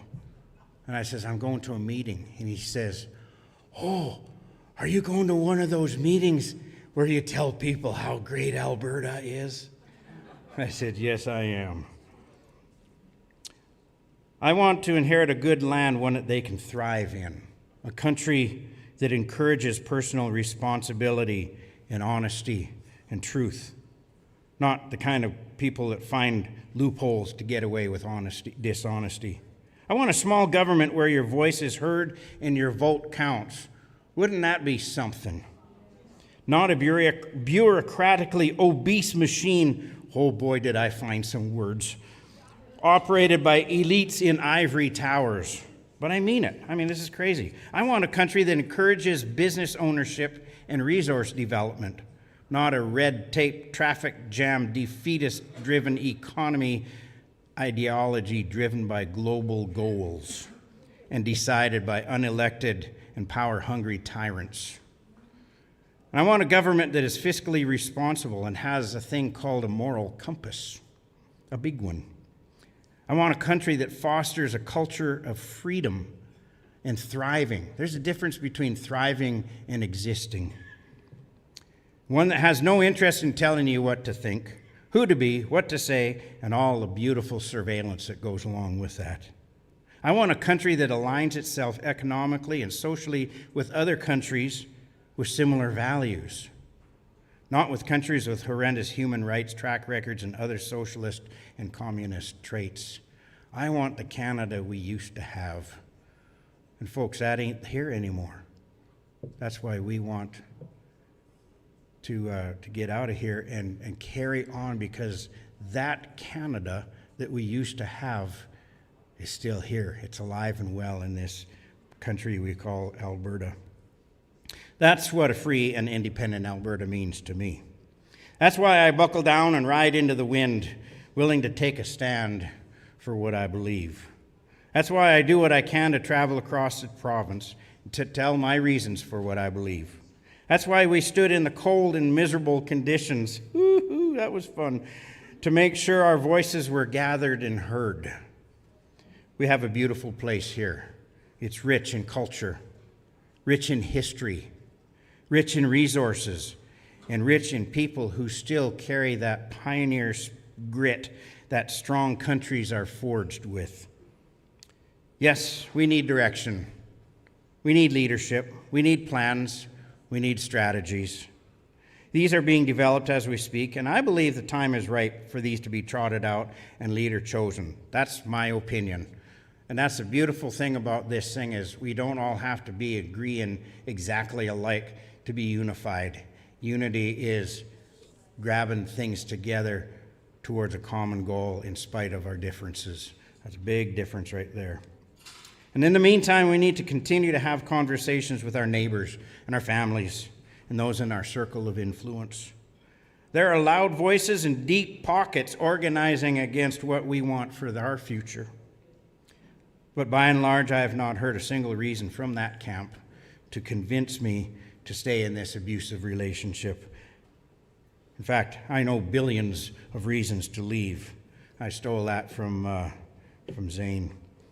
My encouragement to you then, neighbor, and I'm hoping to give you some hope tonight because it's been a tough week, and I'm seeing despair start to settle in. I'm seeing hopelessness again. We thought we were just giving her and we got the wind knocked out of us a few times, but it's going to happen. And this ain't the end of it. So stay focused on the goal of independence. Don't get sidetracked by the distractions of monkey wrenches thrown into the gears. Opposition is guaranteed. Grow duck feathers so that the stuff thrown at you just slides off and don't get stuck and weigh you down. You're a pioneer. You take risks because you know that they lead to rewards. And the alternative is just plain unacceptable. You might get bruised, black eye, a broke nose, but you got toughness cells. That's what I tell my grandson. Quit crying, you got toughness cells. You got big boy pants. You can take it. That's what it requires. When we get kicked down, we get back up again and again. Stick to the high road. The owner's manual says something to the effect of, don't do something to somebody that you don't want them doing to you. And then on another page it says, if a bully demands your coat, give him your shirt too. In other words, we've got to show respect to them that don't agree with us. That way nothing gets stuck to you that you regret later. Like I said, stay focused on the goal. Continue to remind yourself and your neighbor of the good things you're fighting for. You know that you ain't the only toad in the puddle. You might be the only one that's willing to speak up, not only for yourself, but for them that's afraid to. Show courage. This is war, folks, but I believe in my heart that this is the right thing to do. This is why I'm here. Stand against corruption. Stand for what's right. Get involved. Remember that the only thing needed for evil to win is for good people to do nothing.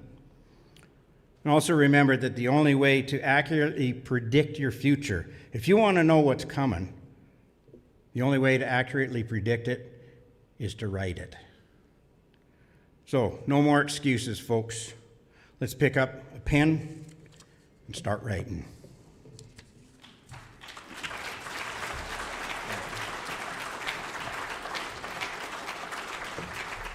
Oh, I appreciate that so much. It's my privilege. I've watched this gal on not Facebook. I don't like that word. Sorry for my language. I've watched this gal on TV. She needs really no introduction, but she's been all over with some really good podcasts, some good anchors. She is the bureau chief, Canadian bureau chief of Rebel News. She's a mother. She is a smart gal, and that's why she's here tonight. Ladies and gentlemen, would you welcome, please, Miss Sheila Reed Gunn. Or Gunn Reed. Or just Sheila. Thank you. Thanks very much. All right. I had no plans to speak tonight. I came for chicken and ribs. And then Chris put me on the spot, but that's okay because I speak for a living, so I can come up with something. As I was introduced, my name is Sheila Gunn Reed. I'm the editor-in-chief at Rebel News, and I'm also the point person on an independent-minded third-party advertiser group called Act for Alberta. I'm a 5th-generation Albertan. I run the family farm, and I'm a Western separatist.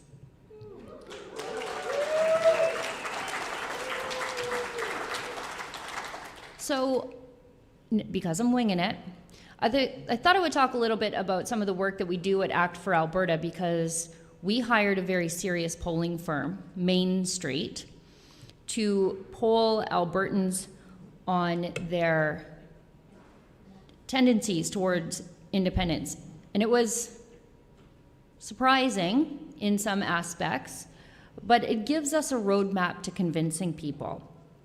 So let me begin by saying that I think something's changing in Alberta. And it's not happening online, it's not happening in political circles. It's among ordinary people like you in this room. Oil field workers, farmers, parents, and especially if you notice at the petition signings, young people who really want a chance to have what their parents had. And they don't see that they will have those things if things don't change. And the political class in this country keeps pretending Alberta independence is some fringe emotional outburst. They've even called it a tantrum. But fringe movements do not gather 301,000 signatures in one of the most brutal Alberta winters we've had in a very long time.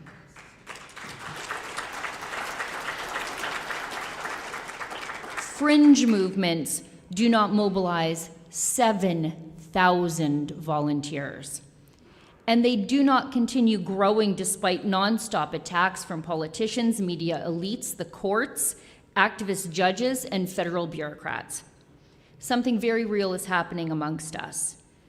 Albertans increasingly believe Confederation no longer works for us. Let's say something really clear here, though. Wanting a referendum isn't extremism. And it wasn't extremism when Quebec got one, not once, but twice. Nobody ever treated Quebecers like they were dangerous radicals for asking simple constitutional questions. But Alberta, we're not even allowed to discuss the possibility. And honestly, I believe that double standard is helping fuel this movement every single day. So I hope these people never shut up.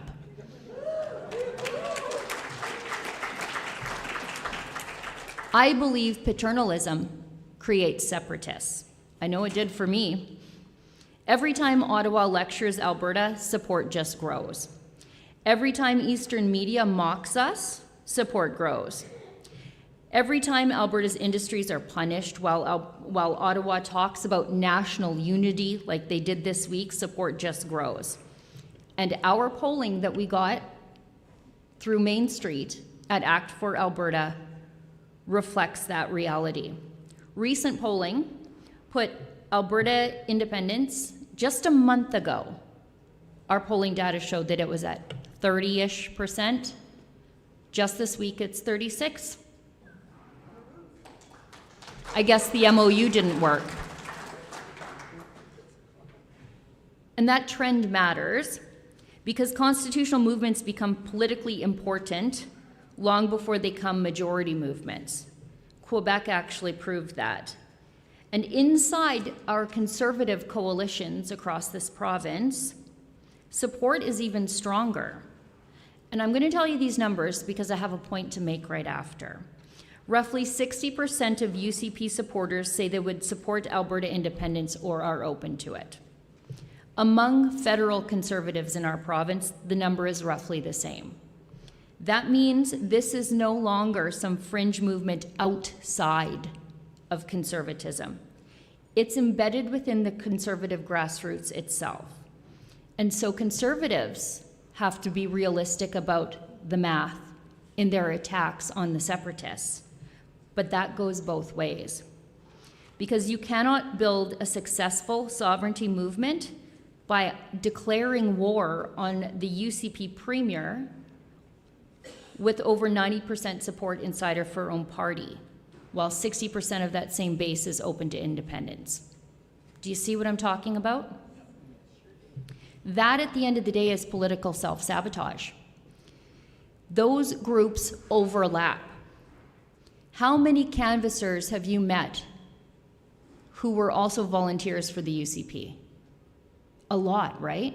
They're all the same people, same members, same volunteers, same organizers. They took the experience that they learned with the UCP over there, yeah, exactly. And they brought it into this movement too. So if the sovereignty movement descends into infighting and factional warfare, ordinary Albertans, ordinary conservatives are going to walk away. That's how you build a broad coalition. That's how you take that 36 number to 40 and 45 and 50. People are looking for competence, and Quebec understood that too. The sovereigntist movement in Quebec became powerful when it built broad coalitions around shared grievances and shared aspirations, and boy, don't we have many. It wasn't about purity tests in Quebec, not endless internal battles. They saved those for later. Now here's a number that we found also at Act for Alberta that shatters all kinds of narratives, and I think you've seen this online. According to our polling data, 46% of First Nations respondents said they would support Alberta independence in a referendum. That's nearly half. That's more than the regular Alberta population writ large. And of course they would. If you ever saw a people that the status quo of federalism has failed, it's our Indigenous friends. Sorry, I lost my place and I was really just giving her there. Yeah. I want to talk to you about why I wrote my book, Independence Blueprint. I have about 40 copies over there. If you want a copy, I'll sign it for you. But Quebec held a series of commissions before they held the referendum because they knew that the Federalists would live in the fear, the uncertainty, the what about my pensions, the what about our borders, what about our currencies, what about citizenship. So what they did was they convened a commission that engaged nearly 50,000 people. They brought in academics, bureaucrats even, normal people. They had specific parts of the coalition or of the commission that were dedicated to young people and old people, because young people and old people have different reasons for wanting independence.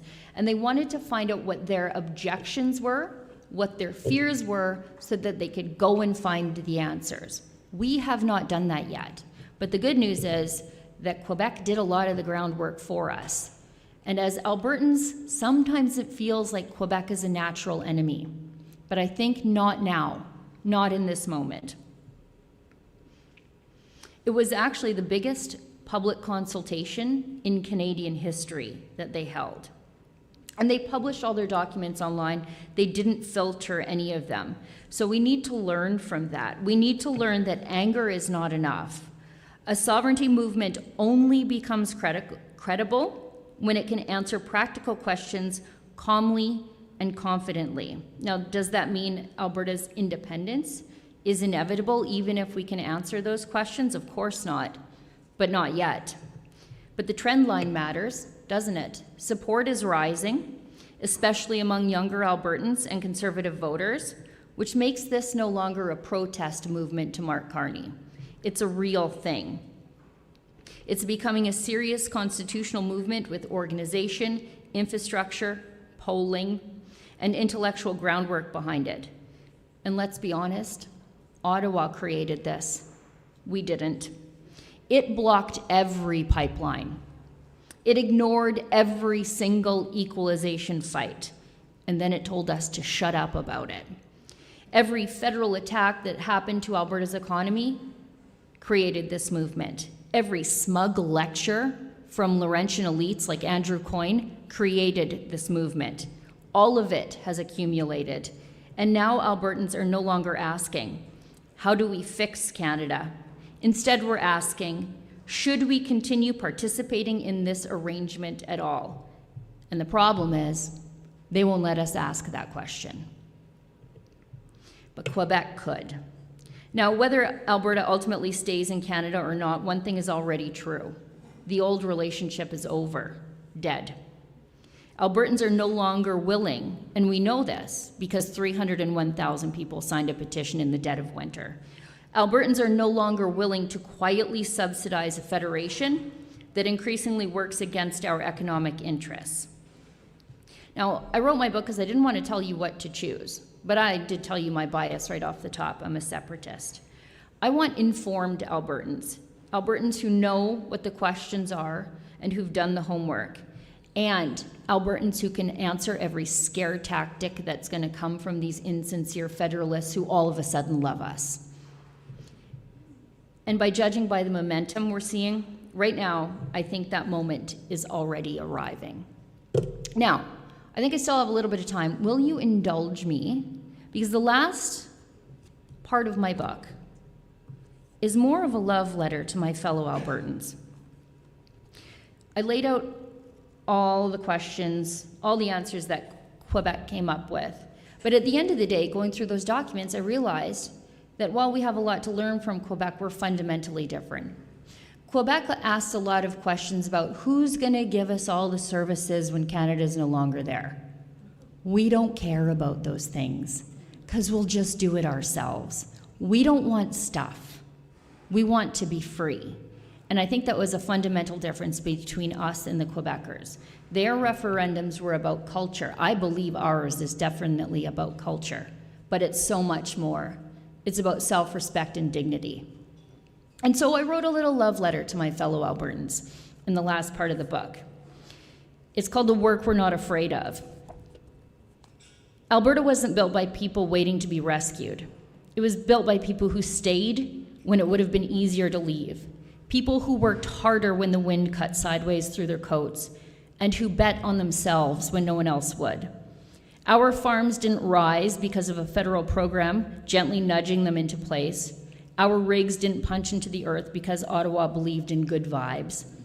This province exists because stubborn people decided to make it exist when nature and regulation said it should not. And all of that matters now. Because the idea of independence, I believe, to Albertans, has never been a threat or a tantrum. It isn't a hostage note slid under a closed federal door. It's not leverage either. It's not extortion dressed up as identity. It's something quieter and more demanding than that. It's a standard. And it's a question whispered to ourselves when the rooms empty out and the noise dies down. Are we capable of standing on our own? And the honest answer, the one we already live, is yes. We built cities where there was grass and trees. We turned winter into an industry.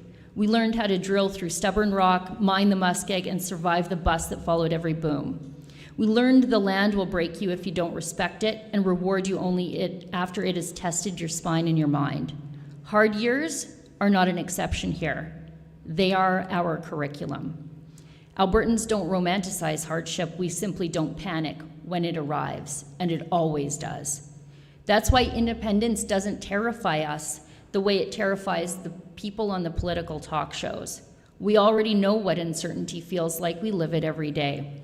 We've ridden the cycle, layoffs that empty hockey arenas mid-season, the for sale signs that linger longer than anyone wants, the families that adapt without permission from anyone east of the Manitoba border. We know more than anyone else what it means to lose work, lose everything, then start again without waiting for instruction. So we're not afraid of the work ahead of us. What scares the political class is not that Alberta might want more responsibility, it's that we're capable of it. Because capability exposes necessity. Self-reliance makes dependence look like a choice. And we're done choosing that. Independence, as Albertans speak about it in our kitchens, on tailgates, and on shop floors, is not a threat outward. It's a promise we make to ourselves, that no matter what arrangement governs us, we will not consent to be managed as a resource colony forever. That the people here who raise families, risk capital here, and bury their parents here deserve to govern themselves with the same maturity they bring to every hard thing in their lives. Ours is not a rebellion against Canada. It's a declaration of self-defense. We know how to keep the lights on. We already feed people we'll never meet. We export energy, food, ideas, labor, and tax revenue far beyond our borders. We already shoulder risk nationally while being told our confidence is somehow regional arrogance. We already pay into systems that do not love us back. And none of that, I believe, makes us bitter, but it makes us honest. Our prairie temperament does not crave approval. We crave solvency and fair dealing. Say what the deal is for once, and then keep it. That's why the independence conversation feels different here than it does elsewhere. Ours is weighed. Albertans understand that freedom isn't free, but it's maintenance, it's paperwork, it's trade deals and border policy and pensions and procurement, and the quiet, grinding labor of self-government. And still, when our bills land on the table, we don't flip them over and panic. We read them, then we act. Quebec has always spoken of independence as a weapon pointed at Canada. We speak of ours as a tool held towards us. Theirs is about leverage, ours is about competence.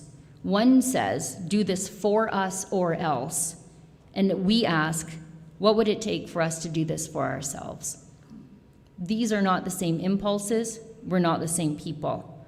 We're not looking for drama. We're looking for dignity in our own decision makings. We want to live under rules we recognize as our own, rules that make sense in this place where things grow slowly and our temperatures fall brutally, and outcomes are earned instead of gifted to us like the rest of this country. We don't expect perfection, we expect accountability, and we're far tougher on our own failures than any distant critic in Ottawa ever could be. And we know how this ends if we choose comfort over courage. It's the slow leak of authority into our lives every day, the quiet trade of, responsibility for reassurance. That path is familiar across history. Once you learn to outsource your future, you forget how to build one, but that forgetting has not taken root here in Alberta. We still teach our kids how to fix things when they break. We still shake hands when we mean it, and we measure our success in the things that endure. Our land that's paid off, businesses passed down, skills learned the hard way. Those are not the habits of a people waiting to be ruled. Those are the habits of a people preparing to execute their own ownership. Independence, if it ever comes, won't arrive as a rupture of this country. It's going to arrive as a continuity, a continuation, more of what we already do, with fewer intermediaries, more responsibility where responsibility already lives, and more consequences where consequences already land. No one in this room is pretending it's going to be easy, but easy in this place has never been the point. The point is that Alberta does not need to be permissioned into our potential. We have already lived it. We've weathered worse storms than political uncertainty. We have rebuilt after worse collapses than economic restructuring. We've outgrown worse losses than some institutional or constitutional rearrangement. We are not reckless enough to treat our freedom as a slogan, but neither are we timid enough to treat it as forbidden. If independence remains a dream for us, it will be because we chose that, not because we're being intimidated out of the conversation, because we won't be. And if one day independence becomes a shared project amongst us, it won't be born of rage, but of readiness, the same readiness that built our barns and our churches before roads and towns were even on the map. Albertans, we don't scare easy.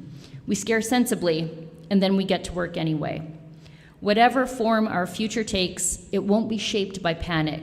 It will be shaped by people like you.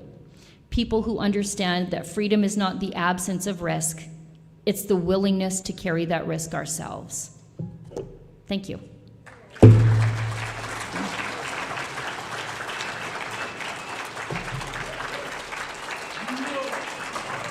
Thank you.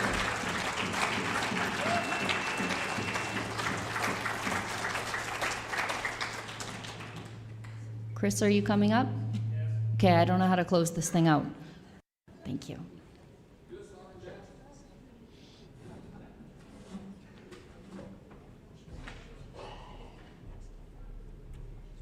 Well, we have a big problem.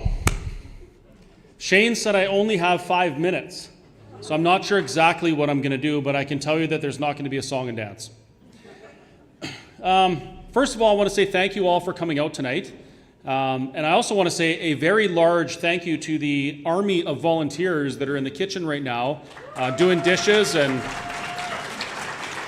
they help get the food out. And you know, when we do these things, people just show up and they're like, "What do I do? What do I do? What do I do?" And I sit there and I spin in a circle and I say, "I don't even know what I'm supposed to do. Go ask Shane." And so, but it all works out. So yeah, I really appreciate all of you folks who help out with these things. And yeah, I think there's like 10 people in the back packaging up ribs, which we're going to sell. We're not taking any with us, so please buy them. You can throw them in the oven at home for whatever, 30 minutes, and you have some ribs with your supper. We also have 10 whole chickens left. Those are for sale as well, so they have to go. We're not taking them home. I'm sorry to tell you that you must buy that stuff. It's got to go with you. The last week has been really odd for me. You know, we've done so much work collectively as Albertans who care about their future. And we've come a long ways, like a really long ways. I remember when I was working with the Alberta Prosperity Project, I was the interim CEO. We went and we did meetings in places, and there was like 12 people showed up. The appetite for independence was there, but the motivation just wasn't. It's because, I think, you know, we get into the summer and we're comfortable and we just want to enjoy our lives because we're kind of supposed to do that, right? I've been thinking about that a lot lately. All the things that I would rather do than be traveling across the province to do these things. We were in Brooks last night. We drove down to Brooks last night, did a pierogi dinner. We didn't do a pierogi dinner because the kitchen was too small. And I got there, I was like, well, I guess we're ordering pizza. So we ordered pizza for 150 people and 30 people showed up. Well, we booked an event, a speaking event, on the same day as the 4-H meeting and on the same weekend as the local sports team won their thing, and everybody was busy doing their thing with that. But that's not my point. My point is we've come so far from the kind of fringe conversation, and it's always been a viable one, a valuable conversation. The facts support Alberta sovereignty for sure, but we've come so far, and we're at the point now where we actually went across the province and canvassed and got people to put their name on a piece of paper and sign to compel the government to put a referendum question to the people of Alberta on Alberta sovereignty. This is a big deal, right? We've come a long ways.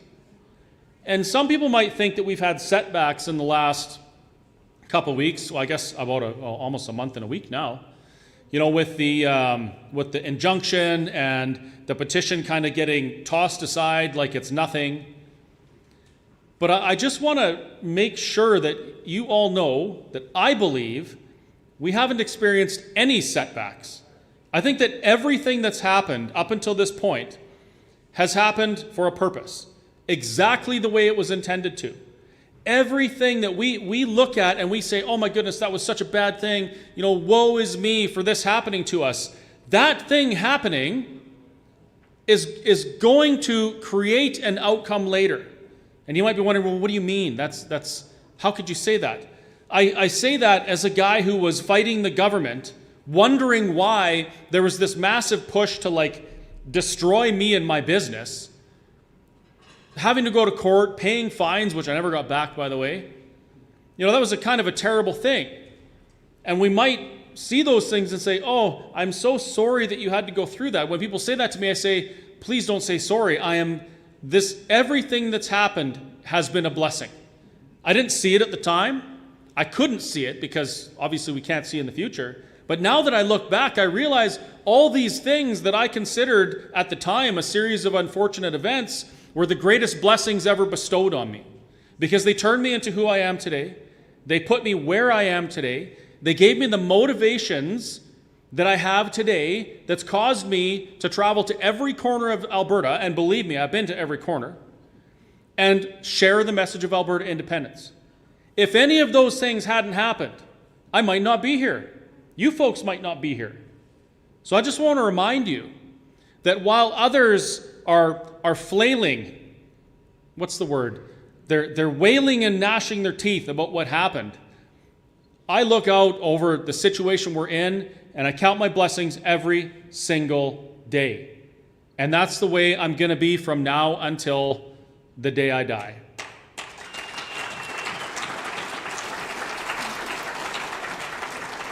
And that's not to say that there's times we go through things where we're like, man, why me? Why do we have to go through this? Why did the court have to, squash our petition that we worked so hard on? But then I remember being in Edmonton, standing about 8 feet away from Mitch, and Mitch read a statutory declaration telling Albertans how many people signed that petition. I remember seeing, the highways, like people, Alberta flags lining the highways, convoys all over the place, representing Alberta. People filling rooms like this for the last 6 years that I've been paying attention. And it's absolutely amazing. And now here we are in 2026, in the midst of another, I would say, perilous journey. We're going to go through some things in the next few months leading up until the October referendum for a referendum, which is frustrating for me as well. But I do believe that was a blessing now. And we're gonna have fights, and we're gonna have to work hard, and we're gonna have to make sacrifices. And I'm probably not gonna fish again this year. Last time I went fishing, it was the first time in like 5 years I went with with Jasper and Jessica in Campbell River. And, I think about these things like, if I had my way, I would be working, doing my thing, feeding people delicious food, and then spending my time fishing or with my family, things like that. But I'm probably not going to do that this summer, because we're going to be doing this all summer and all fall, right up until October. And then in October, we're getting on an airplane, and you won't hear from me for 3 weeks. But there are sacrifices to be made. And there's things we're going to have to deal with. But please don't lose hope. And keep your eyes on the goal that you want. And for me, I want a sovereign Alberta where we can chart our own course forward. We can choose our own policy, our own legislation, our own laws, because we're the ones that will face the consequences of those. We can make sure that our kids have a bright future to grow up. We can make sure that our kids have a better chance than we did. And as I see it right now, they sure don't. This is the work we get to do. This is the blessing afforded to us living in a country like Canada, where democracy is threatened, but it is still a thing.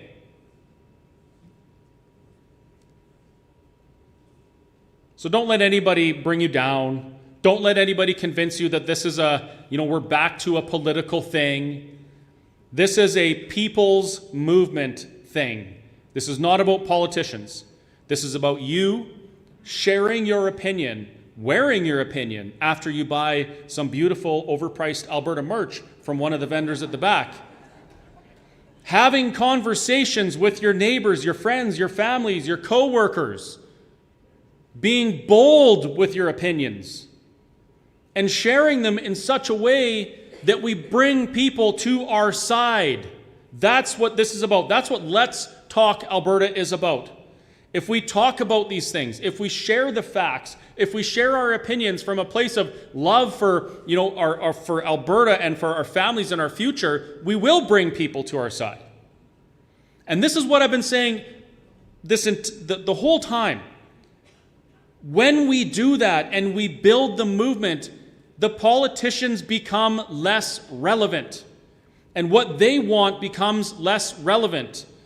What Danielle Smith wants with a sovereign Alberta within Canada becomes less relevant, because we have done the work.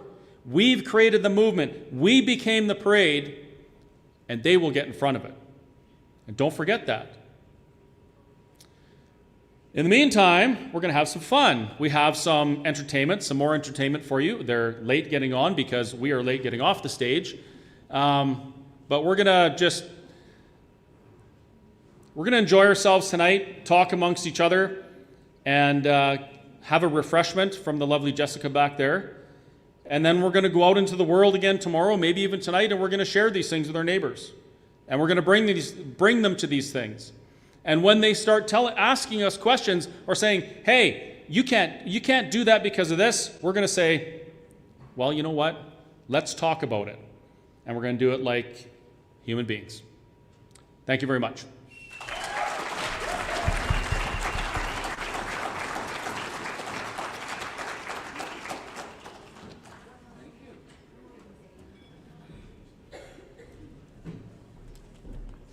Well, we're going to have some great music here by Dane Van Hagen. Before he's going to come up and he's going to get set up. Before he starts to perform, they're actually going to do, Ruthie, Dane are going to join Ben, and they're going to do My Alberta Roots again, the three of them. So, but before they come up and get going, I'm going to tell you the story of a house that's only a couple of blocks that way. This house is for sale, and I think you need to go look at it. It's at 5607 48th Avenue, just across from the hospital on the C&E Trail. This house is being sold, and 1/4 of the sale price is being donated to Let's Talk Alberta. So I would encourage you to go take a look at the house and please make an offer. Okay, without further ado, I will have the three of our artists come up and do our Alberta Roots. Okay, thank you. Whoop. Appreciate it. No problem. Let me adjust the camera, guys, okay? Can you just give about 2 minutes, guys? Yeah.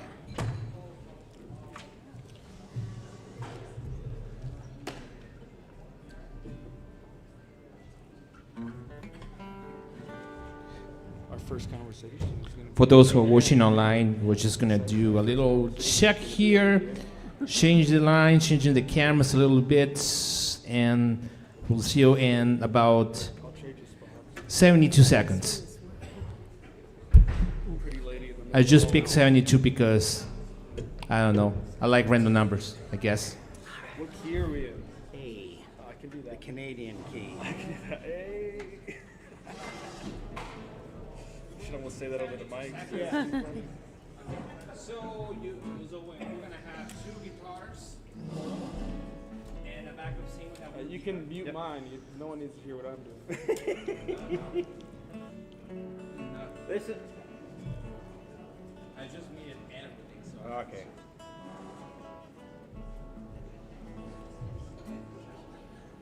So you're gonna have to do this. She will? It looks like Anita's not a stand. But she can hold I can hold the She'll mic. hold it. Yeah. She can hold Yeah. it. Okay. It's like kind of reminds me of Stevie Nicks. Right.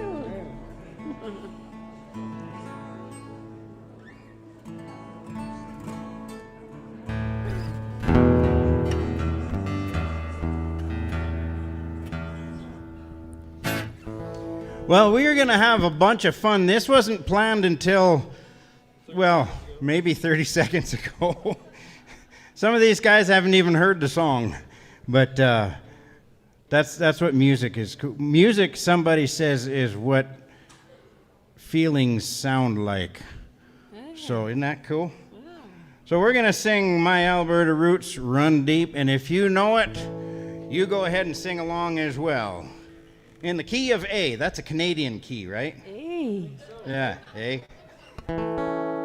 That's an Alberta key. It's got 2 of them. Okay, Max, we're ready when you are.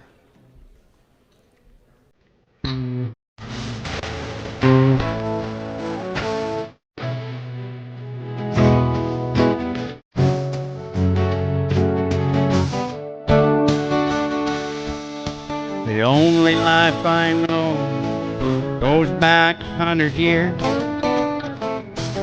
steeped in deep traditions, blood and sweat and tears.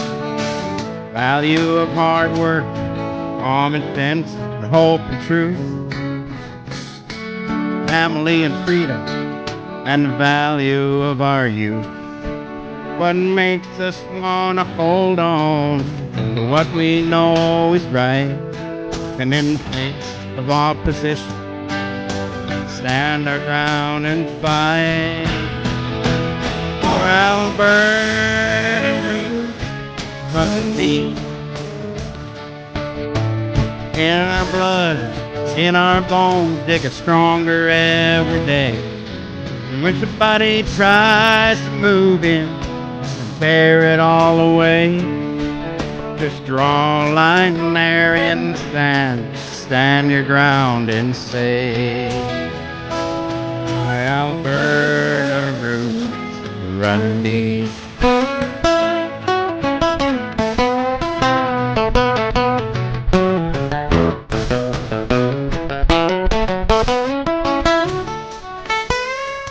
It's living on the land, watching life come and go, working hard, playing hard, sunshine and in snow.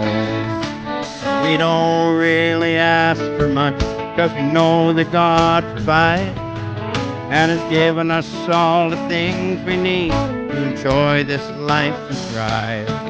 So what makes us wanna hold on what we know is right, and in the face of opposition, stand the ground and fight. Our Alberta,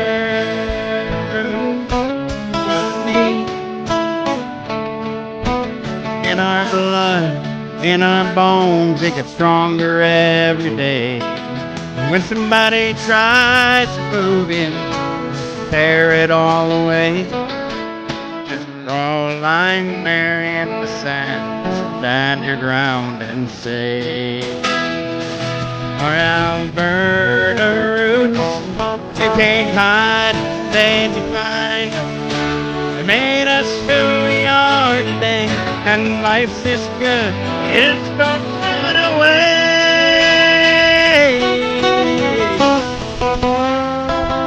Our Alberta roots run deep. Can't pull them up or dig them out. They go deeper every day. And when somebody tries to move in and tear it all away, just draw a line there in the sand, stand my ground and say, my Alberta roots run deep.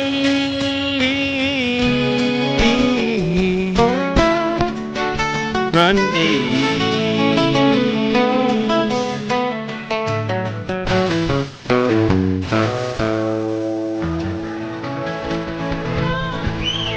Yeah! How about these boys, eh? Yeah. Thank you so much. Thank Thanks you, for joining us, gentlemen. guys. All right. Now you're in That the was hot cool, seat. eh?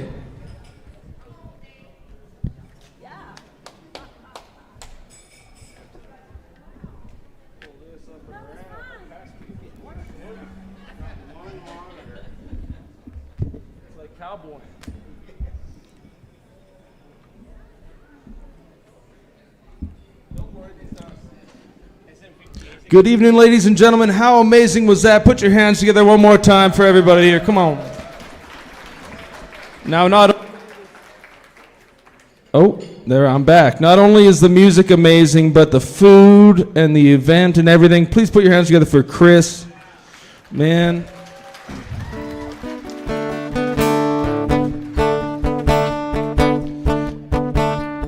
All right, one thing I learned when I was living down in Louisiana is we got to give each other a little grace and we got to have some fun every once in a while. So how about we just take a minute and we all come together? I know we all got the same beliefs. What are we fighting about? Nothing, baby. So let's sing a song together. This is called Rollin'. Left a good job in the city. working for the man every night and day.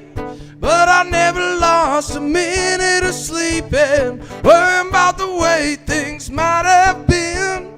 Big wheels keep on turning, Pale Mary keep on burning, rolling, rolling, rolling on a river. If you love Alberta, I want you to sing Rolling right after I do, okay? I said rolling, rolling, rolling on a river. One more time. I said rolling, rolling, rolling, rolling, rolling on a river.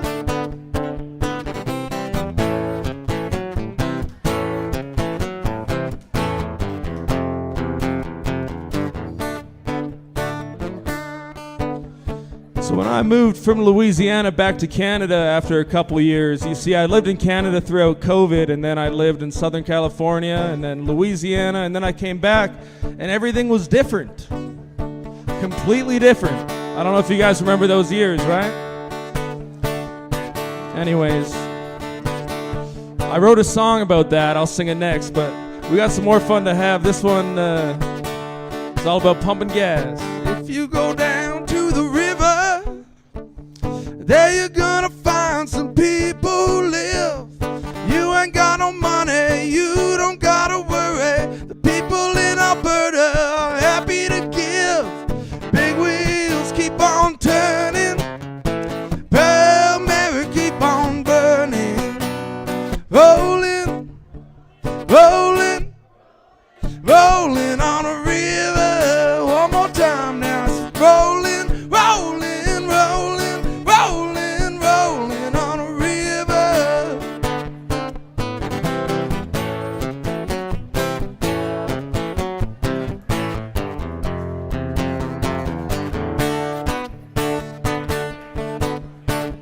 Washed a lot of plates in Mirror, Alberta. Pumped a lot of pain down in Three Hills. But I never saw the good side of the city till I hitched a ride on a cowgirl queen. Big wheels keep on turning, Pale Mary keep on burning. All together now. Rolling, rolling, rolling on a river.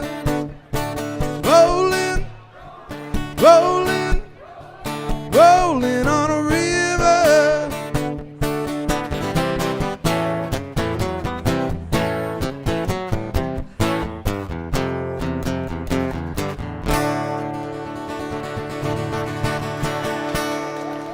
All right. You know, I'm a big fan of Waylon Jennings, and my favorite quote of Waylon Jennings is this one: never be afraid to be yourself, and don't be afraid to take risks. I don't know if anybody needed to hear that tonight, but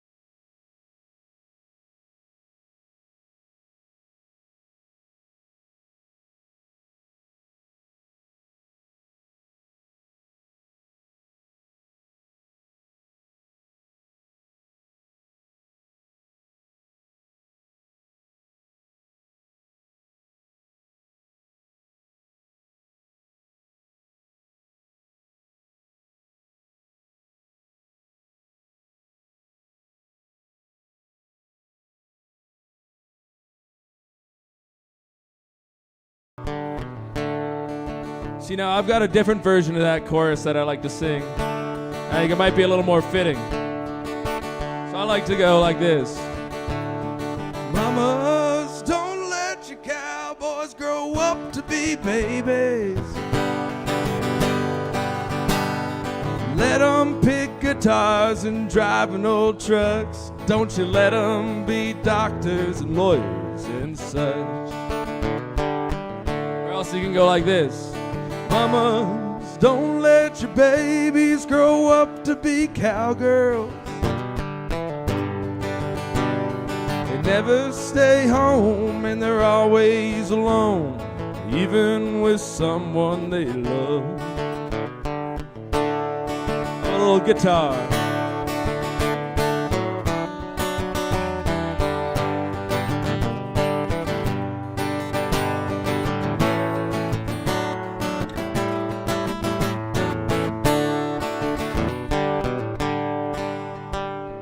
Cowboys like smoky old pool rooms and clear mountain mornings, little warm puppies and children and girls of the night.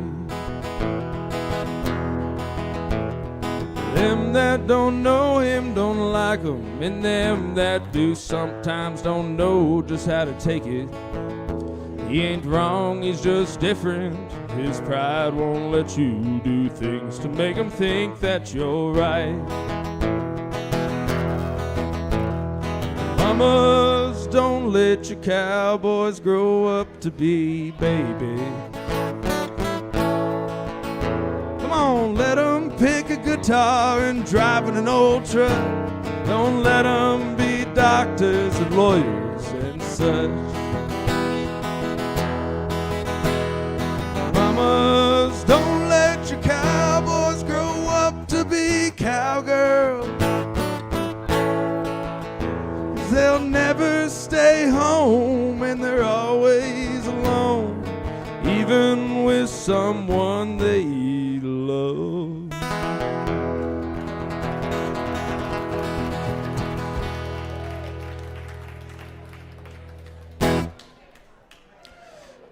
Thank you. Hey, I'm having a whole bunch of fun. I hope you guys are. It's an absolute pleasure to be here. I just want to say, this is the single most largest gathering of people I've ever experienced that cared about the well-being of my life in the future. And it almost makes me emotional, because there should be more people my age up here. We should be here, you know, but it's because of you guys that we might have a chance at life. It's because of you guys, so thank you so much. This is a song I wrote after I moved back to Canada from Louisiana, and everything had changed. It's called What's a Cowboy to Do?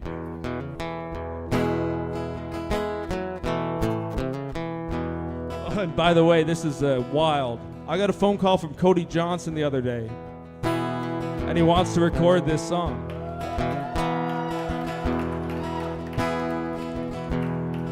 Something about sticking true to your colors, I think.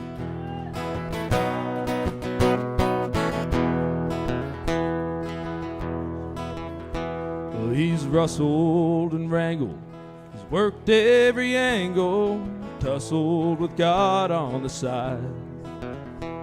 Was it Dallas or Denver?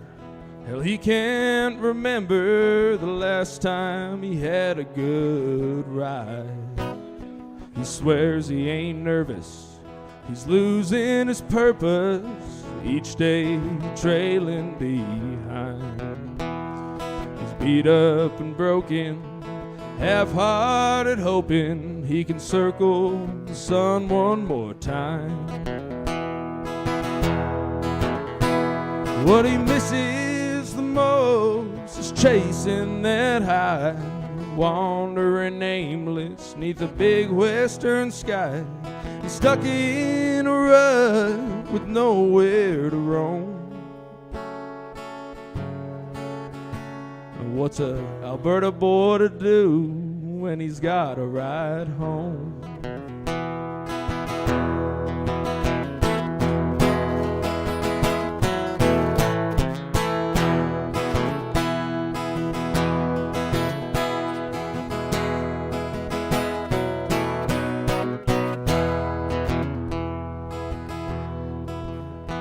He's got his boots in the corner, his hat hangs in the foyer. Each day he's coming to find he's slowing down faster now that he's out to pasture, which ain't quite what he had in mind. What he misses the most is chasing that high, wandering nameless neath a big western sky. But he's stuck in a rut with nowhere to roam. And what's a cowboy to do when he has to ride home?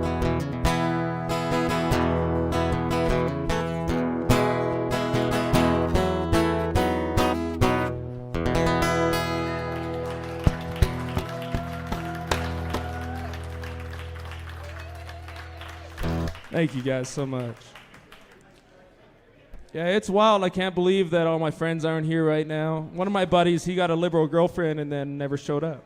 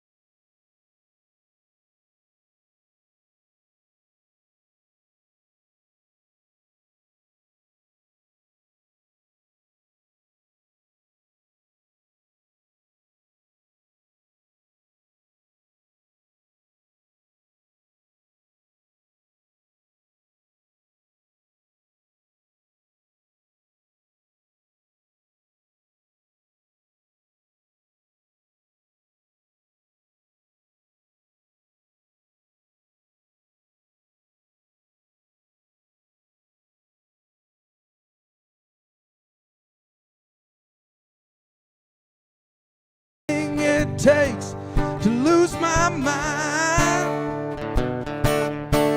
Stop by and see me, baby, anytime that you want to. 'Cause I'm always here at home until closing time.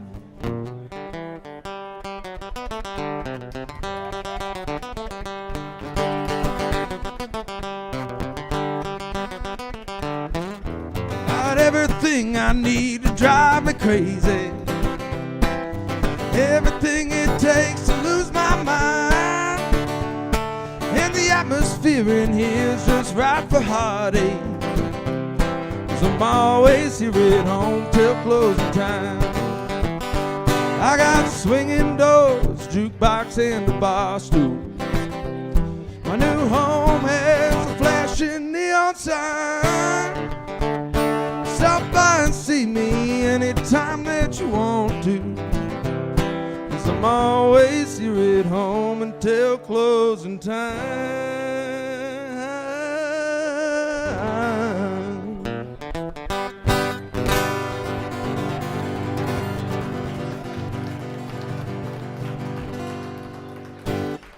So I've been on the road for the last 8 days straight, playing every single night, sometimes twice a day. And with the price of fuel, I can't make any money. And I've been putting in big days, driving 4 or 5 hours a day and then playing for 3, 4, 5 hours at a time. Anyways, I think maybe if we could just team together and make a change, there might be gasoline that'll keep the musicians in town going. You know what I mean?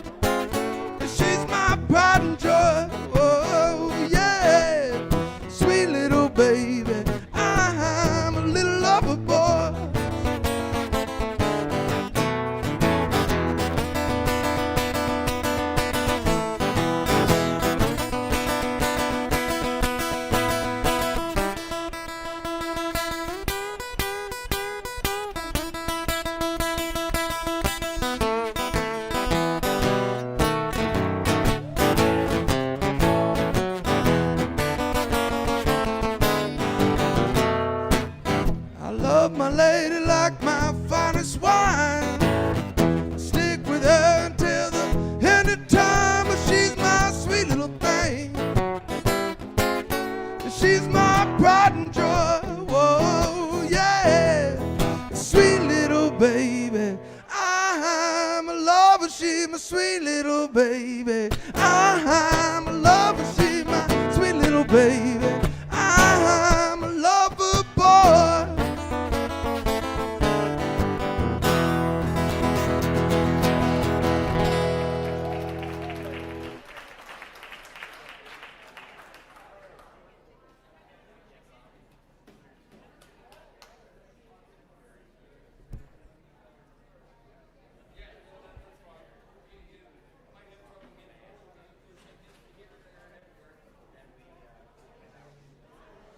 All right, so I moved to Louisiana from Southern California. I was living in Los Angeles on the Sunset Strip.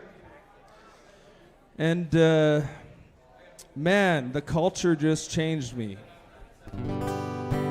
One day I was on my way to a gig with one of my buddies. We were playing in Dallas, Texas. And he says, "Have you ever been baptized? Is there any lovers of Christ in the room tonight?" I don't mean to be that guy, but if you love Christ, just put your hands together. He is good. He is good. God is good. He saved me. And we went to the only natural man-made, or the only not man-made lake in all of Texas. It's in Tyler, Texas. And we went down to the river, and there's this big water moccasin snake going on the river, and it was creepy, and I'm from Canada, and my buddy says, "No, that's a spot. That's a spiritual sign. We're going to baptize you right here." So we hopped in the water right where that snake was, and the next day we sat down and wrote this song. It's called "Baptized by the Muddy Water."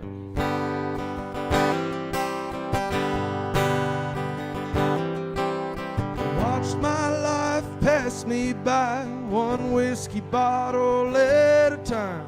I poured myself out till my soul ran dry. I'm haunted by the memory of the man I used to be, forced to my knees by my selfish pride. I've been baptized by the muddy water.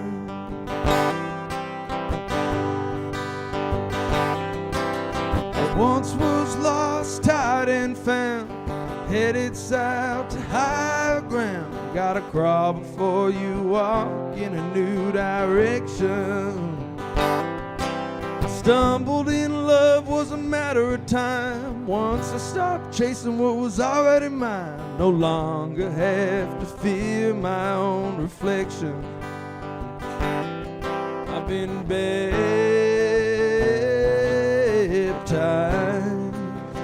by the muddy water.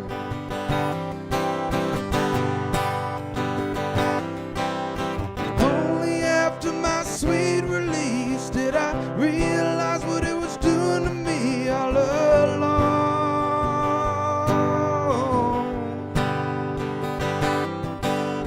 Dare the devil bring me down, one more day, one more round, while there's still time for one more song,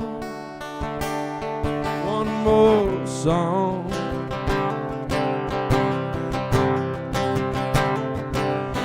When my rambling bones wanna roam, as God sent peace I find at home, so I stay and keep my Annie company. Every day a newfound grace keeps the crippling fear away, so I can be the man I've grown to be. I've been baptized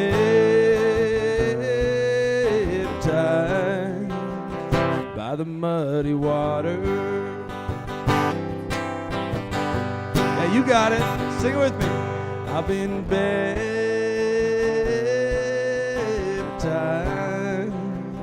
by the muddy water. Thank you. That was great.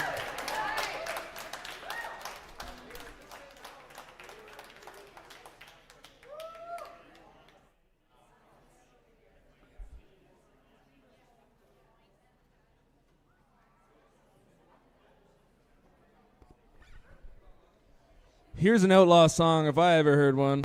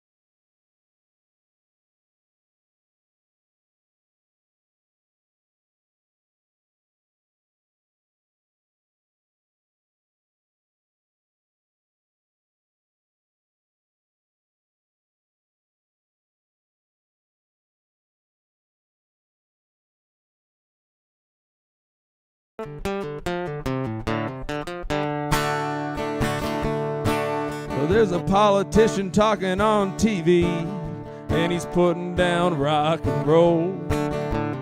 Wants me to send a donation, 'cause he's worried about my soul. Now Jesus walked on water, and I know that it's true. Sometimes I think that preacher man would like to do a little walking too. I ain't asking nobody for nothing if I can't get it on now. Oh. You don't like the way I'm living, just leave this long-haired country boy alone.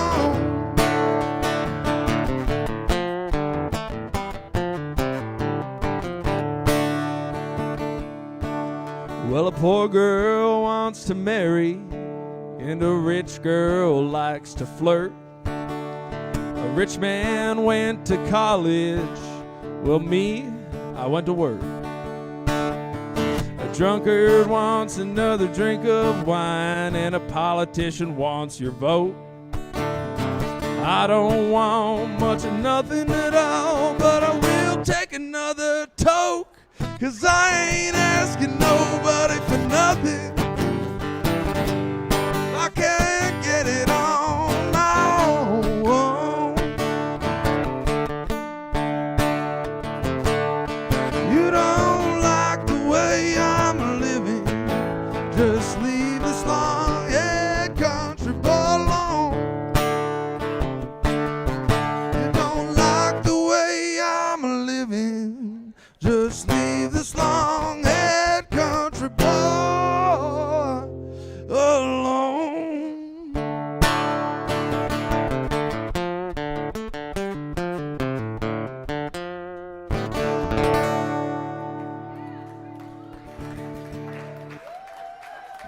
Hey, thank you guys. You know, most of the time I have to teach people about concert etiquette, you know. Clap when the song's over. If you like the solo, clap again. But you guys, you got it all figured out. Must have been raised in the era where concert etiquette was a thing, I think. So I'm going to sing a song. This one's called Rocky Mountain Way, and it's my tribute to the beautiful Rocky Mountains, which we are so blessed to have. Got any Joe Walsh fans out there? Maybe a couple?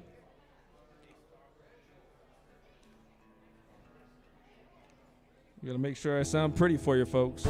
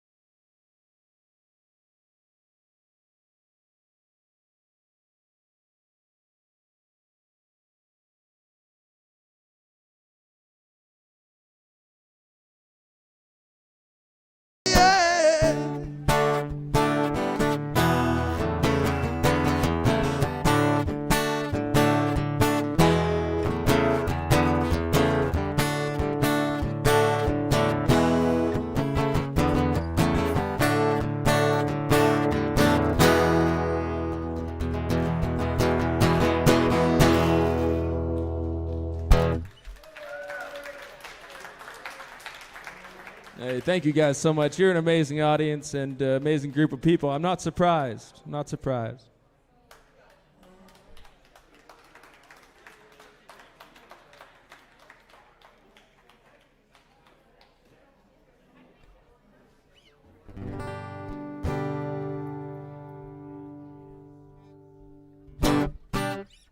So I was blessed enough to get to meet Miranda Lambert, songwriter, once upon a time. Any Miranda Lambert fans out there? Couple. There's one. I see you. There's two. And he needed a place to stay. He was on his way. He was playing gigs, and he got locked out of the girl's house that he was staying at that night. So he called me, and I thought, man, am I ever lucky? God is good. I got a top-tier songwriter from Nashville calling me, asking for a place to stay. I'm getting a song out of this. So I sat him down with my girlfriend. I was playing at a college sorority party in Louisiana, northeast Louisiana, and I sat him down with my girlfriend and a bucket of beer, and I said, you look after him, and you look after her. I got to get to work. Anyway, she ended up telling him that dating me was like champagne and puzzles. And so he sat me down later that night and he said, what did she mean by that? And I said, I'm bubbly and confusing. That's definitely what she meant. And he said, we got to turn that into a song. So I went up to Nashville, we sat down, and in 2 hours we wrote this cute little jingle called Champagne and Puzzles.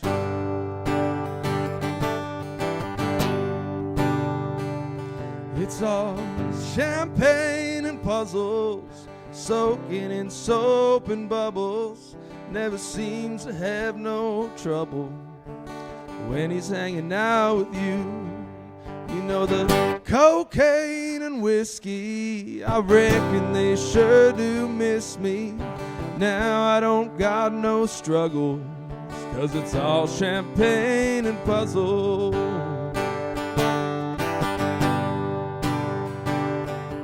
I used to rather sit at the bar alone instead of the usual fight at home. Now I'm walking out the kitchen in a pearly white robe with a record spinning round, singing along to something oh so sweet, half drunken bottle at your feet. I guess life ain't such a mystery, 'cause you're the missing piece that I found. And it's all champagne and puzzles, soaking in soap and bubbles. Never seems to be no trouble when I'm hanging out with you. You know the cocaine and whiskey, I reckon they sure do miss me. But now I don't got no struggles, 'cause it's all champagne and puzzles. I've got a pretty colorful past, if you haven't noticed. No square peg, round hole, crossword I don't know the answer to right now. Just a folded up newspaper on the floor, you and I dancing around. Raise them on up, here's to us, time to celebrate, not thinking too much. Pop the top, let the good times roll, save your worries for tomorrow. Just close that door. It's all champagne and puzzles, soaking in soap and bubbles. Never seems to be no trouble when I'm hanging out with you. You know the cocaine and whiskey, I reckon they sure do miss me. But now I don't got no struggles, 'cause it's all champagne and puzzles.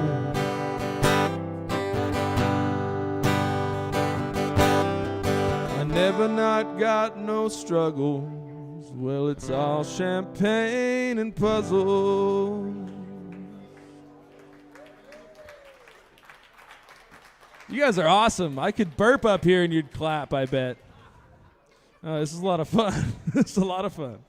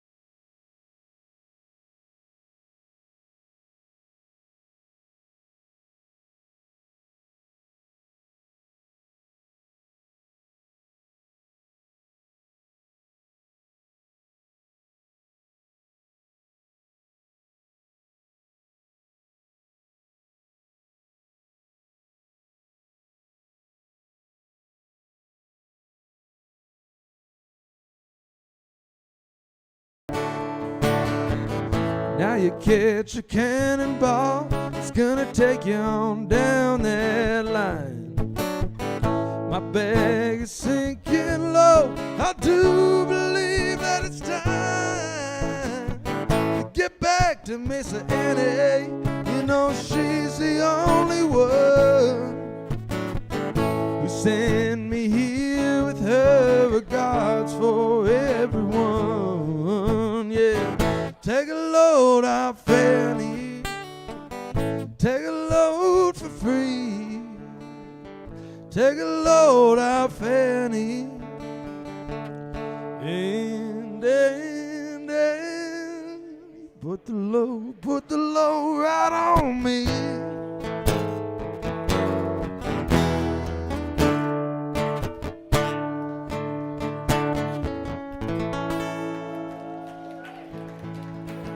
Thank you so much, you guys. I'm going to take a very short liquor mission, and I'll be right back with you, so please don't go anywhere.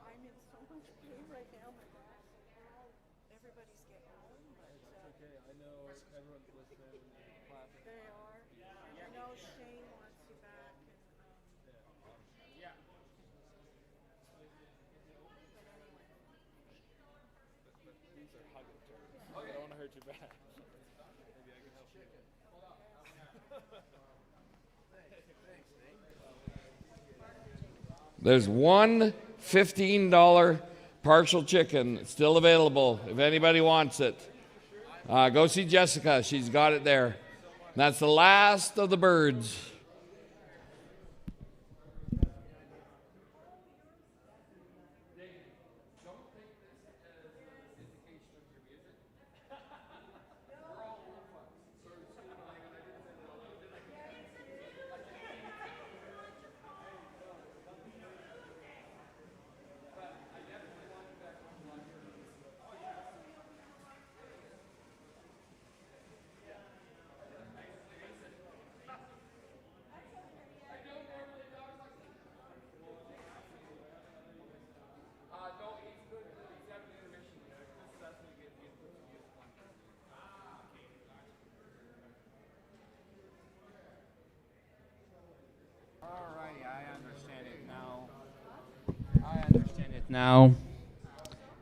I understand it now. All right, so we're going to an intermission mode, and we'll be right back in a second, guys.